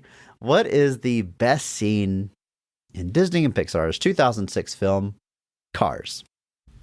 I think the scene where I was really enjoying it was when Michael Keaton's character was on screen. All of it? No. KA-CHICKA. I just love that he shamelessly rips off Lightning McQueen. And like doesn't even care. Like there's no self-awareness about it whatsoever. Just straight up stole it. But the scene that I'm going to go with there's a scene, just because I know you're probably never actually going to watch it, there's a scene in Cars 3 where, sadly, it's not Michael Keaton anymore, but my interest is gone. He's a commentator by that point. He's not racing anymore. And someone says ka-chow, and he says more like caboose because he's always in the back. Am I right? And the person he's talking to is like, oh no, Lightning McQueen's like, he's always dunking on Lightning McQueen. The person he's talking to is like, okay, anyway, like let's talk about something else. But he's still like obsessed. Man, that would have been so great to hear Michael Keaton say too. More like caboose. Yeah, it is. Oh, sad. Anyway, I'm going to be going with the scene where Sally and Lightning kind of go for a drive together, and we kind of get our flashback to what happened to Radiator Springs. You see a lot of the history of like how she got there, and you just see what happened to this town. And it's a pretty... It's not an uncommon story in the real world, no less. And I think that was even part of the kind of inspiration for the story, which was how the interstate highway system inadvertently killed lots of small towns because these towns thrived off of being right off the highway.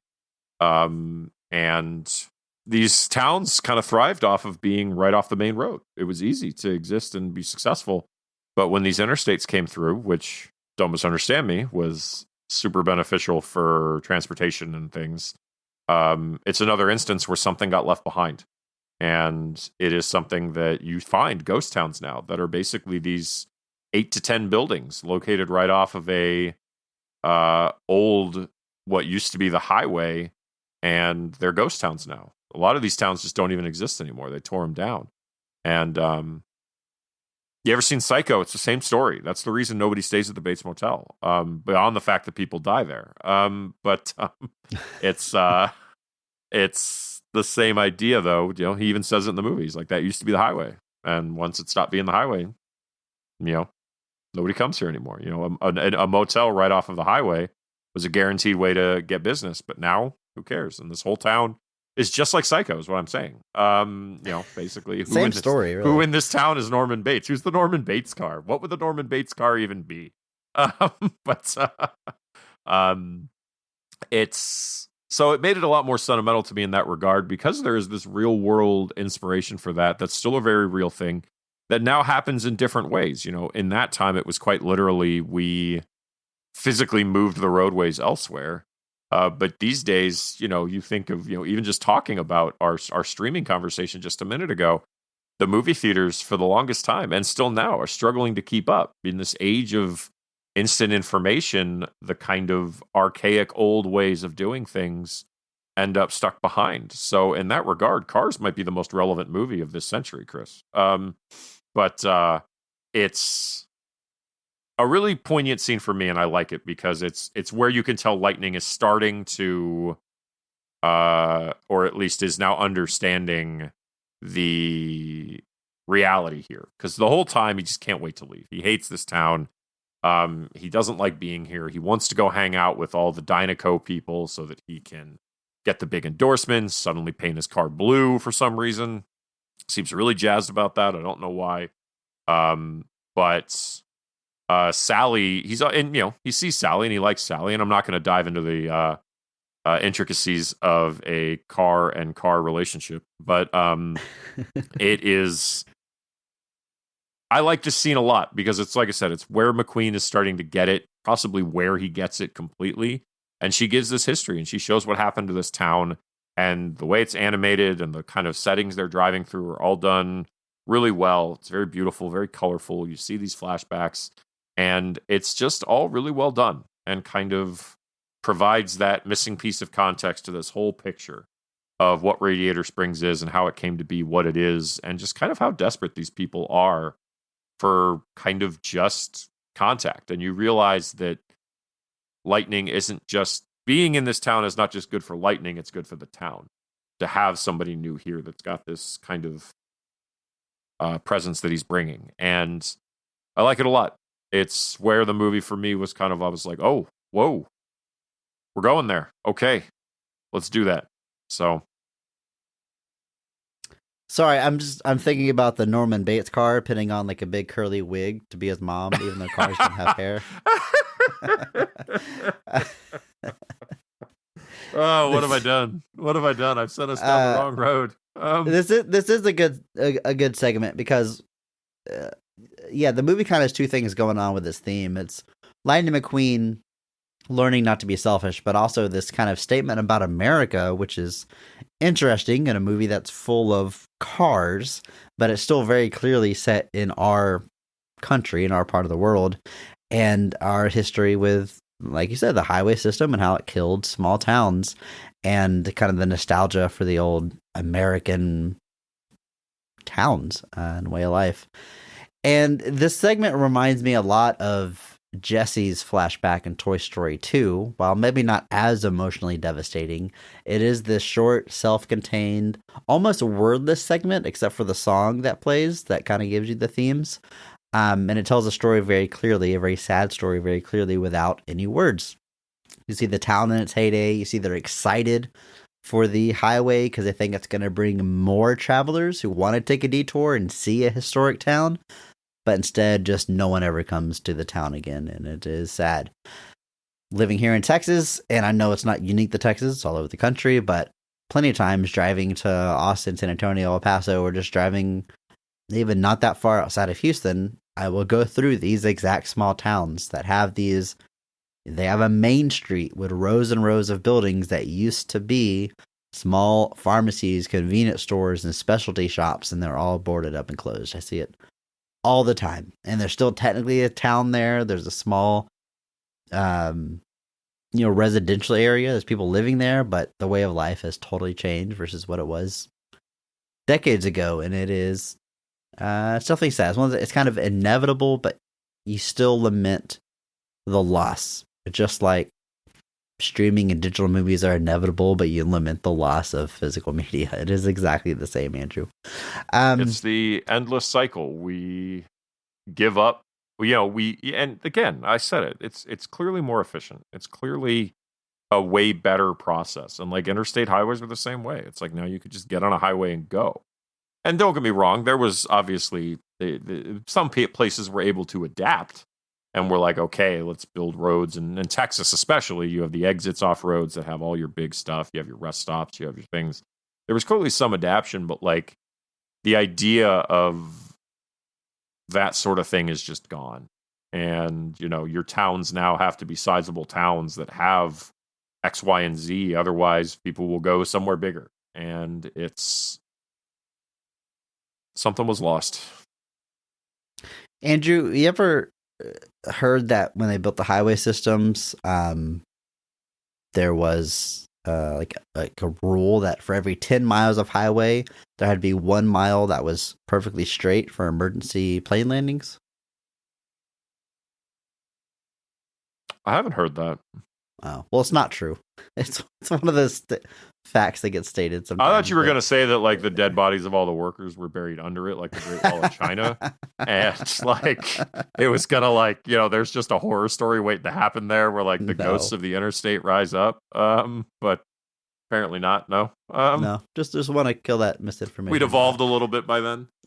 You also don't eat 7 to 8 spiders in your sleep in your lifetime. That's also not true. That one I knew. That one's a lie. Like the idea that like daddy longlegs are the most poisonous spiders, but their mouths are too small to bite you. Yes, yeah, that's what I remember hearing. It's a lie. Like, I mean, I always love that. Their mouths are too small to bite you. It's like, bro, ticks can bite you. And they're even smaller than friggin' daddy longlegs. Like, the idea that your mouth is too small to bite something is one of, like, if you actually stop, it's like, it's one of the most absurd things you could hear. Like, it's like, no, that's not the case. I like how like they have enough venom to kill like like an elephant, but they can only inflict that pain on a fly. It's like talk about bringing a knife to a gunfight. I just love that. Like a daddy longlegs sitting there like, if only my mouth was bigger, you guys would be in so much trouble. When evolution comes around to them, we're gonna be screwed. We're screwed.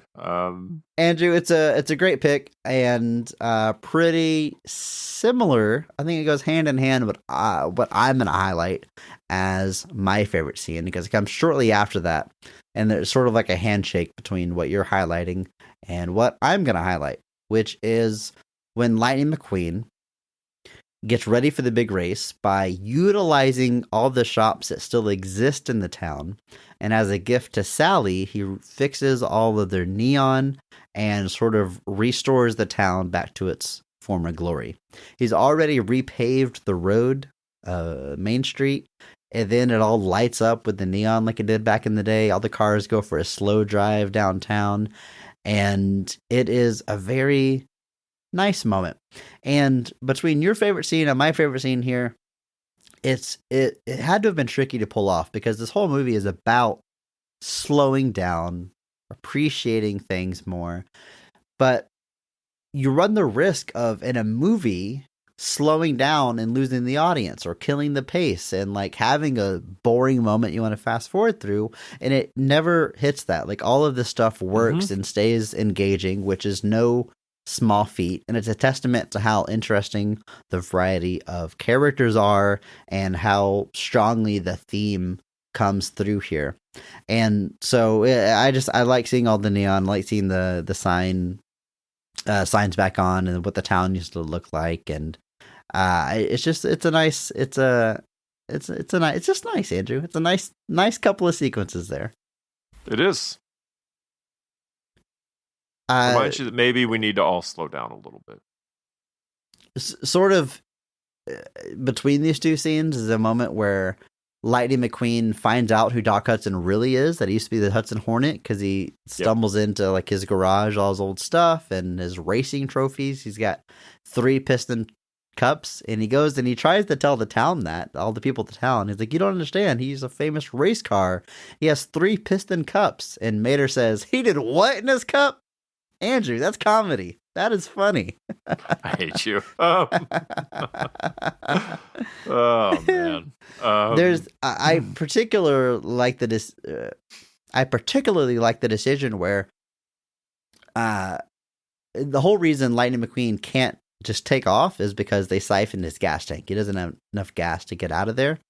But Sally refuels his gas tank, because by now she thinks he's learned his lesson. He's going to do the right thing. And there's this moment, she refills his gas tank and invites him on a drive.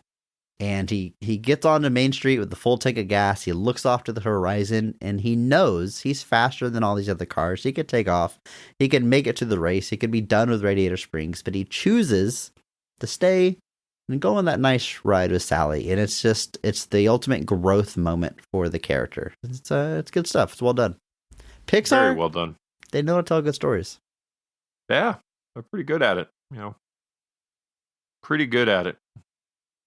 Through most of this movie, however, Lightning McQueen is a jerk. He is so mean. Obviously, he's super conceited and only cares about himself, has no real friends. I think the ultimate, like, a moment, like when he first gets trapped in this town, he's got to repave the road. He yells, "I'm in hillbilly hell," which is kind of crazy. They put that in a Disney movie. But he paves the road like really haphazardly, just does it as fast as possible so he can get out of there. And it's all misshapen and bumpy and not well done at all.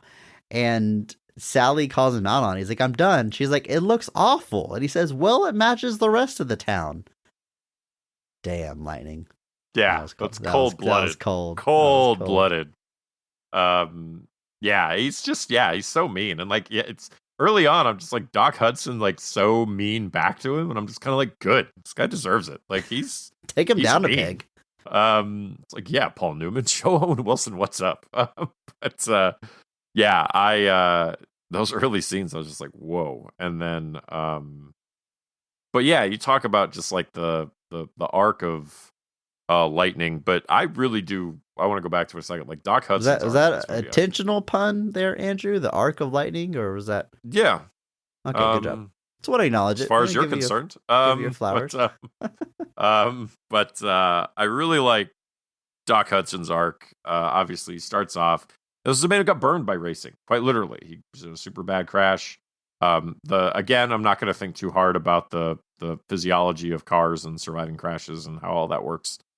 Where is the car's soul? If all their tires get replaced and body parts get replaced and fixed, if they get a new engine block, is it the frame? Is the It has soul to of a be. car in the frame? It's got to be. It right? has to be. It's the only thing you can't permanence. replace. Yeah, exactly. Okay. Yeah, it's the only thing you can't replace. But Jesus Christ. The frame is the soul there. of a car. That's the lesson here. It's the only thing you can't replace. But got burned by racing, left, 50 plus years ago.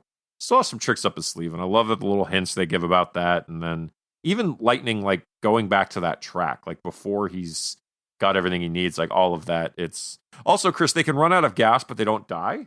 I don't like, if you don't have any gas, the car can't start. So like, how does that work? I don't. Well, they turn understand. off their engine to sleep, I guess. So like running isn't engine running. Like if isn't the car, breathing. but if the car if the car's on with the battery without the engine running, that battery goes dead in like 12 hours. Chris, I don't understand any. I mean, they have lungs. They speak. They breathe air. I no, believe. they have a stereo system to speak. They're not. They're not sound wave. I mean, aren't they? We don't know. Anyway, there's a scene in Cars 2 where Michael Caine's car goes underwater and uses like a mask, like a breathing apparatus. So Jesus. The questions will best never not stop. to think about it. Best not to think about it. Anyway, I really do like. So Doc Hudson's cool, kind of mysterious thing, and then eventually you do find out that he was the fabulous Hudson Hornet. He was the winner of the Piston Cup 3 times. He did what in that cup 3 times? But it's. And then eventually, when Lightning McQueen is like done with the road and ready to leave, he's the one that calls the media and tells him where he is because he wants him out of his town so bad. And like the town kind of turns on him for it. Like, yeah, they're like, he literally was like, Lightning was going to stay here. He liked it here. He was kind of over all of that. And Doc still didn't want him around. He saw him as like that meddling outsider who was a reminder of that life that left him behind. And it's that kind of thing where you're like, I kind of get it. Like, he's got the growth that he's making, but like that doesn't undo the damage that Doc has. So there's this thing that Doc has to get over in order to fully embrace Lightning, but it's a thing that he has to get over. It's not anything Lightning is doing at this point. And he does. He jumps in and he becomes the head of his pit crew that he's never had because he always thinks he can do it alone. I love that they stress that this is all part of a team, but basically his team is Doc on the headset, and then Guido is the pit crew. Guido is the entire pit crew. Guido does it all by himself. And Mater is moral support. Mater is also there. Well, those are our favorite scenes of the movie, but let's bring on a special guest here, who I know is a major fan of the movie, and let's see what some of their thoughts are. All right, what's your name? Bruce. And what's your favorite movie? Chick Hicks. Chick Hicks is your favorite movie? Who's your favorite car? Chick Hicks. Oh, okay. And what does Chick Hicks say? Good Sega. Good Sega. What does Lightning McQueen say? What does Tomater say? Sue. What does Fillmore say? It's organic, man. It's organic, man. What song is in Cars? Life is a highway. Can you sing it for me? Life is a highway. I wanna ride it. Oh my road. You go in my way. I wanna ride it. Oh my road. Good job, bud. Can you say, okay, bye, everybody? Okay, bye, everybody. All right, and I want to thank a friend of the show, my son, Bruce, for the exclusive interview. My brother will not be happy that he's gotten friend of the show. He needs to record some audio and send it in to us about, I don't know, whatever movie he's passionate about. We'll get him featured. I'll tell him to send us a video singing "Life is a Highway." The racing scenes of this movie, Andrew, we got to talk about that because I think it is definitely a highlight of the film. Really well done, especially the movie opens with a big race and those little vignettes we see before we actually see the race of Lightning psyching himself up, and then you get these flashes of the cars racing by. Get you pumped. It's really exciting. I feel like with every Pixar movie, they try to show off like a new thing they can do with animation and like the speed that the cars travel at and like the accuracy that they get on a lot of little details is super impressive. And this movie is full of little Pixar touches that I absolutely love. One of them comes very early in the movie. It's this first scene that we see here where they have a three-way tie. And we see like the network broadcast of the race. And just like in real life, like in a NASCAR race, you have the names of the racers sort of overlaid on top of the race. And they have like an arrow that points down to which car the name is associated with. And it follows the car as they move along the track. But Chick Hicks is like 2 inches off. Like it's pointing to just the wrong place. Like it's just a little offset like you see sometimes with these on-screen graphics. And I love that so much because obviously like they had to intentionally animate it to be off, but like that detail is just so smart. I love the little touches like that, and this movie is absolutely full of them. I agree. No notes. There's also a quick shot in the stadium where you see the concession stands and stuff, and you see the lines to the restroom. There's a men's line and a women's line, and the men can just go right in, but the women's line is going out the door, which I guess is true to real life because women have stalls only. There's less toilets, so men can get in and out faster, but what's the difference between how a woman car uses the restroom and a male car uses the restroom, Andrew? Chris, I refuse to think about this. I refuse to think about this. That's fair. Another touch I really like is the animators talked a lot about the movement of Lightning McQueen. Like most of this movement we see is just based on physics and how a car moves. But Lightning, they designed specifically to be more like an athlete. Like he is a new era of racer in this movie. So while most cars drive and move like a NASCAR car might, Lightning weaves in and out of traffic much like a basketball player trying to find a lane. And where a car, when it makes a sharp turn, usually the top of the car is pulled away from the turn, Lightning leans into each one. Again, like an athlete would. So it's not like 1-to-1 accurate for car physics, but it's showing that he has something that other cars don't. And to really complete the basketball comparison, there's a big pileup in this race, and Lightning jumps off of another car, soars through the air, and sticks his tongue out, much like Michael Jordan back in the day. Yeah. No, you're right. They definitely are looking to make they're making Lightning into something much greater than a lot of these other cars. Like he is, there's a cockiness to it there that shows through. It's interesting how they were able to do that with cars, but like it shows through, and you can see the evolution and the changes, especially in how he races later in the movie. And then you can just see, like, by contrast, Chick's strategy is just driving dirty, basically. He just tries to run people off the road. He tries to do different things, whereas somebody like King is just trying to do it straightforward. And I like that they built in those different styles to all the different racers. It adds to the character and just makes it more interesting.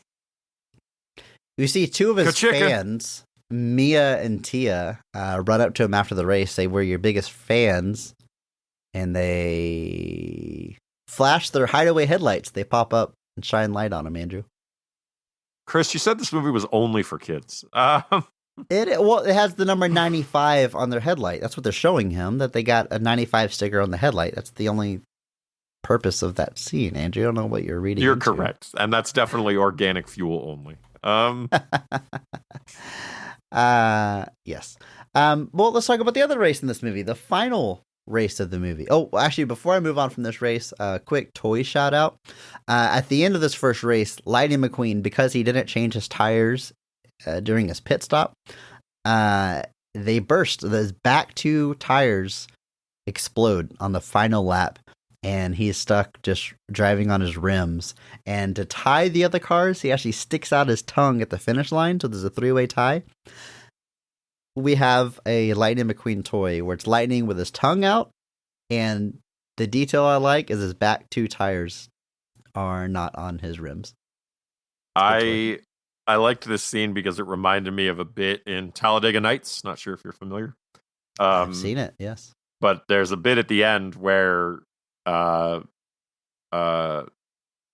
Girard and Ricky Bobby like crash, and they both get out of the car and run to the finish line, and they like dive and like they make a big scene. But at one point, one of the announcers is like, "What a tremendous show of sportsmanship by this man. Of course, it's completely illegal and in no way is going to count, but still, what an amazing performance." And that's how I felt when he stuck out the tongue. I was like, doesn't feel like that should be legal. Like, doesn't feel like I should be able to do that, but whatever. Well, I mean, the racing is clearly based on NASCAR, and I guarantee you, Andrew, there's nothing in the NASCAR rule book that says your car can't stick out its tongue across the line earlier. I promise you that's not in there. Chris, do you know that this movie and Ricky Bobby came out 2 months apart? That is hilarious. It's wild. That is wild. But yeah, I guarantee there probably is nothing in the NASCAR. Well, there probably would be, because I think it is in the NASCAR rules that you couldn't get out of your car and in any way. And in that regard, the only way sticking out your tongue could matter is if you got out of the car. That's not the racer getting out of the car. That's the car's tongue. There's nothing in the NASCAR rule book about the car's tongue, Andrew. I hate you. I hate you. All right, final race of this movie. It's just between the three of them. Doc Hudson shows up to be his crew chief, which is cool. All the cars show up to support him. Lightning's doing a great job. He has this race won, but Chick Hicks causes Strip Weathers to crash, and he is stuck in the infield, unable to continue. Lightning stops before he crosses the finish line. Chick Hicks wins the race, but instead of coming in first, Lightning McQueen gives up the Piston Cup. He did what in the Cup? Piston Cup. To go push Strip Weathers across the finish line so that Strip can retire with dignity and finish his final race, because some things are more important than winning, Andrew. That is the ultimate lesson that Lightning learns here, and I think this is a great way to show it. I think it's genuinely an emotional moment. Totally works, and I think they stick the landing on this one.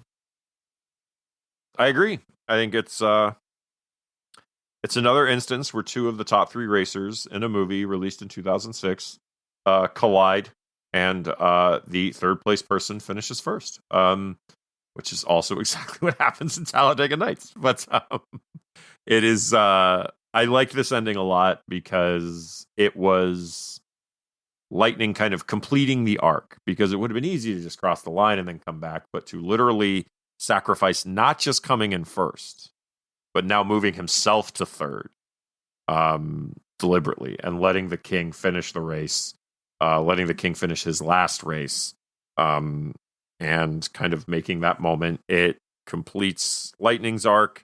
It cements how Doc is going to feel about Lightning going forward, and it just is symbolic on a lot of different levels, and it shows that, maybe people just don't like Chick. I'm starting to realize that he's kind of a jerk. So, and it's the ultimate kind of reversal.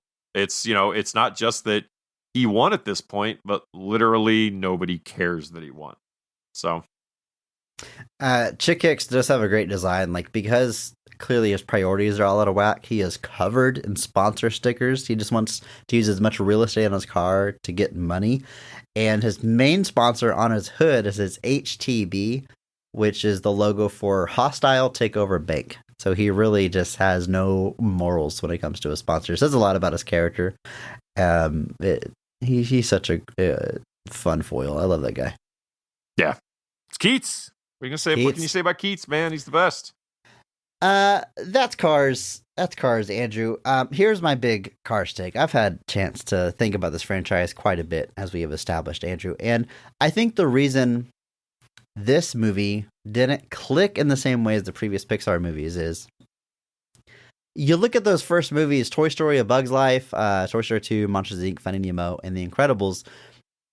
What they all do is show us this fantastical world and how it relates to our own world. All of these movies have a human element. Toy Story is toys coming to life when the people aren't around.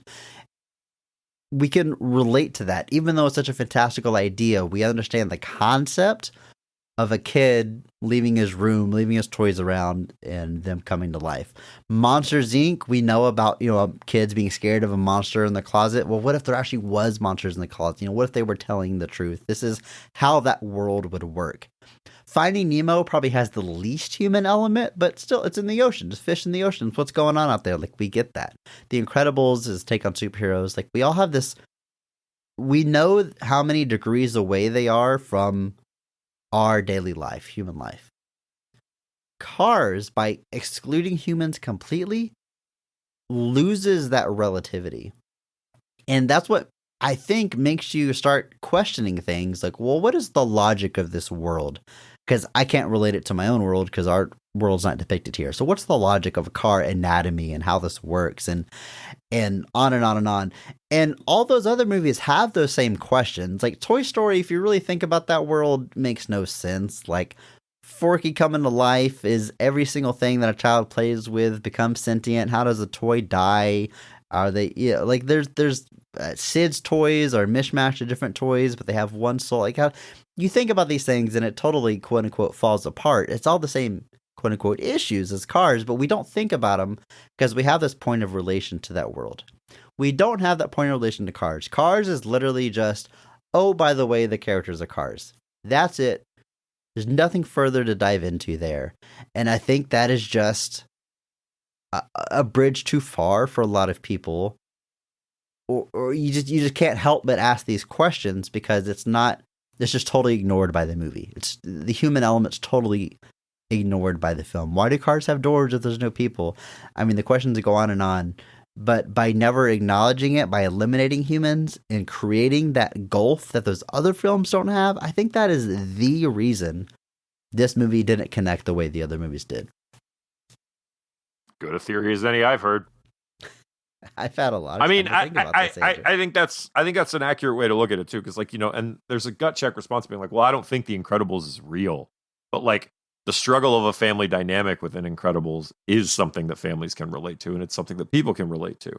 But you see a world you understand in The Incredibles. That world happens to have superheroes in it, but you understand civilian superheroes, people doing mundane jobs. There's a point of relativity there. There, relatability. That's what I meant to say, Andrew. Relativity is much different. Well, there is relativity there as well. To be fair. Shut up. No. I think, like I said, I haven't really dived into it. I think it's probably a mix of that and also just this kind of straight. When people think of Pixar, they think of The Incredibles. They think of Wall-E, which Wall-E is it's just a great movie. It's not just a great animated movie. Do you always say it like that, Andrew? I've never heard anybody emphasize the E in a Wall-E. It's Wall-E. Oh, should it be Wall-E? Sorry, Wall-E. So you emphasize the wall. Wall-E? Got it. You emphasize. Sorry. You emphasize the wall, not the E. Got it. Wall-E. Got it. But there's this. This sounds really snobby to say, but stuff like Up and Wall-E and stuff like Up and Wall-E get this air of sophistication almost. They're just quote unquote good movies, and people talk about how they have appreciation on both levels. People see that about them. With Cars, like you said, it is just a movie that feels like it's a very base level. I don't want to be. I'm not saying I share anything, but almost a superficial, very base level, very shallow, straightforward kids movie. We lost that quote unquote, or it doesn't have that quote unquote sophistication of The Incredibles or Wall-E. Sorry, Wall-E, and even Up. There's that emotional core, I guess you could say, is what people feel like is missing. there's an emotional arc here, but I think people feel like it doesn't maybe hit as much as it does in some of those other ones. So I think it's a mix of a lot of things, but I think that Cars aspect, I think that kind of much more straightforward approach, maybe like you said, and that's probably kind of what you mean there, that lack of emotional core, by having that relatability, all kind of comes together into a movie that by every measure is a success. Like it's genuinely kind of weird that we're doing it here, just because it wasn't a critical flop. It wasn't a commercial flop. But if you asked anybody, they would tell you it is. They would tell you that it's the unmitigated flop of Pixar. At least until recent years, where people kind of started trying to shift and be like, Pixar's lost the magic. But it is a interesting thing to think about for sure.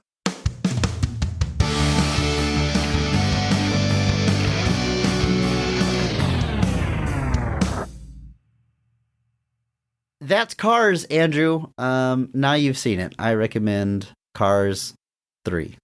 Check it out. You can go straight from Cars 1 to Cars 3. Excellent. Hashtag PP. That's actually. But without Keaton, I just don't know what I'm going to do. Chick Hicks isn't a major part, but he's still fun in that movie. And there's a lot of other stuff to like there. There's, like I said, good use of Paul Newman's character and even some archival recordings. And I like that movie a lot. Maybe we'll get a chance to talk about it on a deeper level on this podcast one day. But for now, maybe for the underrated month, it's time for our question of the week. If you would like to leave a question for this podcast, you can do exactly that. Just hop into our Discord. There's a link to our server right there in the show notes.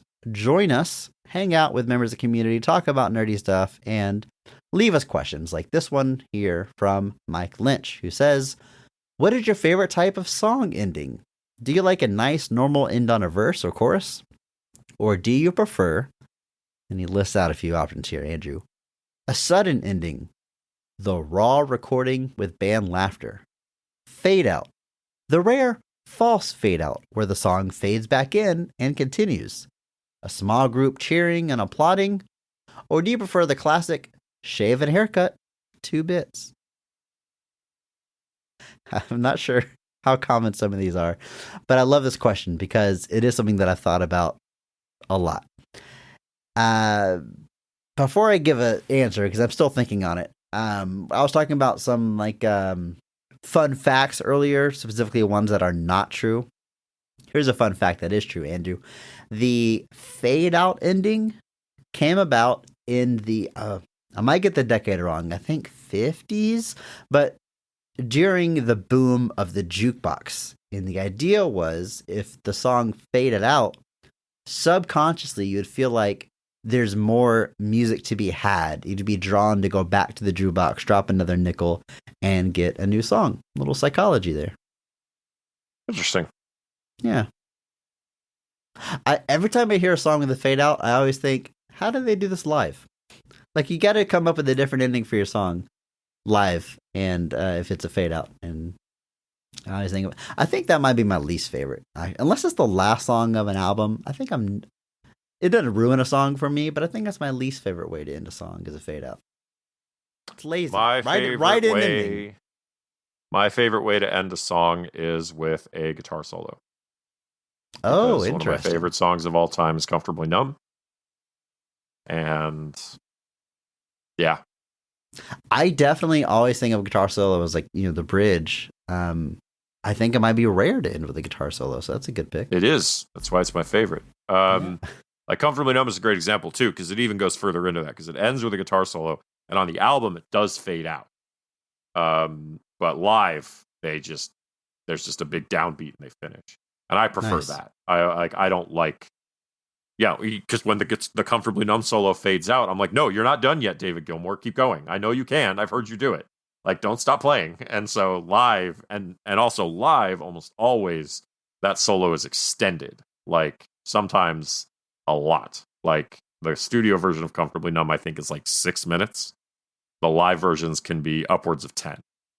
So he goes, and it rules every time. Interesting. Final answer. Man, you have that one ready to go. I really don't know. Shaving a haircut 2 bits. I don't know if I've ever practically heard a song that ends with that, but it's very funny. Fade Out, I don't like. A sudden ending can be fun. I think I like that. I'm always a sucker for like the sudden ending, but then the song, you pause the beat, then it kicks back in for one last chorus there. You know what my favorite is? My favorite is maybe, and this is maybe a little bit more broad than what it's looking for there. I like when there's a final segment that it introduces a new almost format to the song.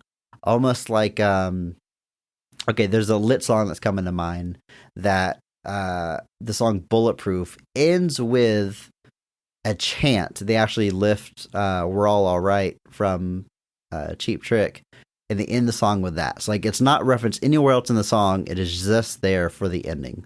Or something like Question by System of a Down for the final. It's the final verse. It's not really the ending, but or the final chorus, I should say. They essentially play the chorus again, but like at 2x speed. It's like they remix their own song for the final segment. So I like introducing a brand new element to end the song. Maybe I'm saying I like an outro. I think I like an outro, Andrew. I like when the end of the song, the outro is unique to the end of the song. You haven't heard it before. Under the Bridge, that starts with a very iconic guitar part, and it ends with a guitar outro that is unlike any other segment in that song. So I think that's a good example of what I like. I like a unique ending. How about that? I think that works. I agree. I like, when a song can surprise, like, there's nothing wrong with a straightforward song that just does its thing. But like, yeah, when a song surprises me with like it shifts and changes, there's this TikTok I've seen occasionally where this guy just counts songs and then notices where the time signature goes really, really strange for some reason. Like, it'll be in 4/4 and then suddenly there's a bar of like 5/8 and then it goes right back to 4/4. Yeah. And like weird Tool stuff.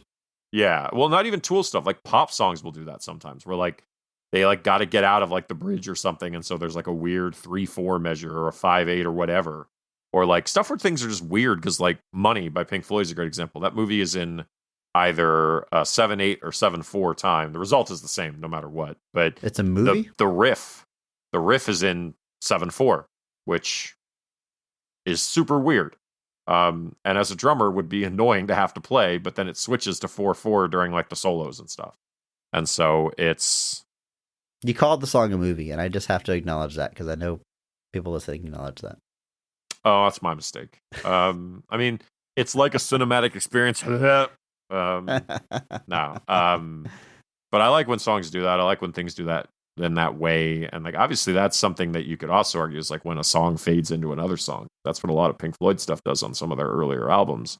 Just songs segues into other songs. And I don't know how I feel about that in practice, but usually if I'm the problem with something like that is that if you're not listening to the whole album, it's annoying as heck because you'll be listening to a song by itself and then suddenly it's segueing into a song you're not listening to, or even worse, it's segueing into a song you don't like. So I like ending on like a musical note. I like ending with like a musical moment of whether it's a guitar, piano, whatever. And that's what hits for me.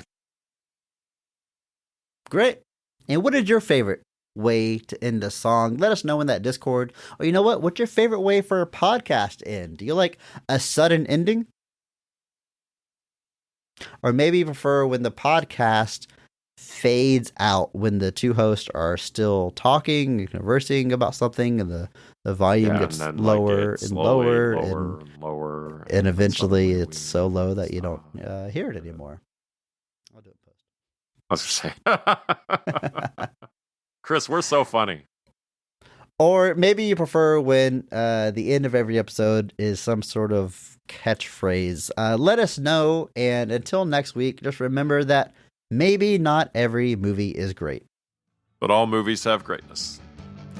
Thank you to Mark Benavides for singing our theme song. You can check him out on Instagram at NotThatMarkAnthony. And thanks to Mitch for the music. You can check him out on Twitter at I'm a Biggie Boy, and check our show notes for the SoundCloud link. Check out our store on TeePublic for some Best of the Rest merch. And if you enjoyed this episode, please share it with a friend. That is the only way that we grow. Follow us on social media at BOTRcast. Thank you.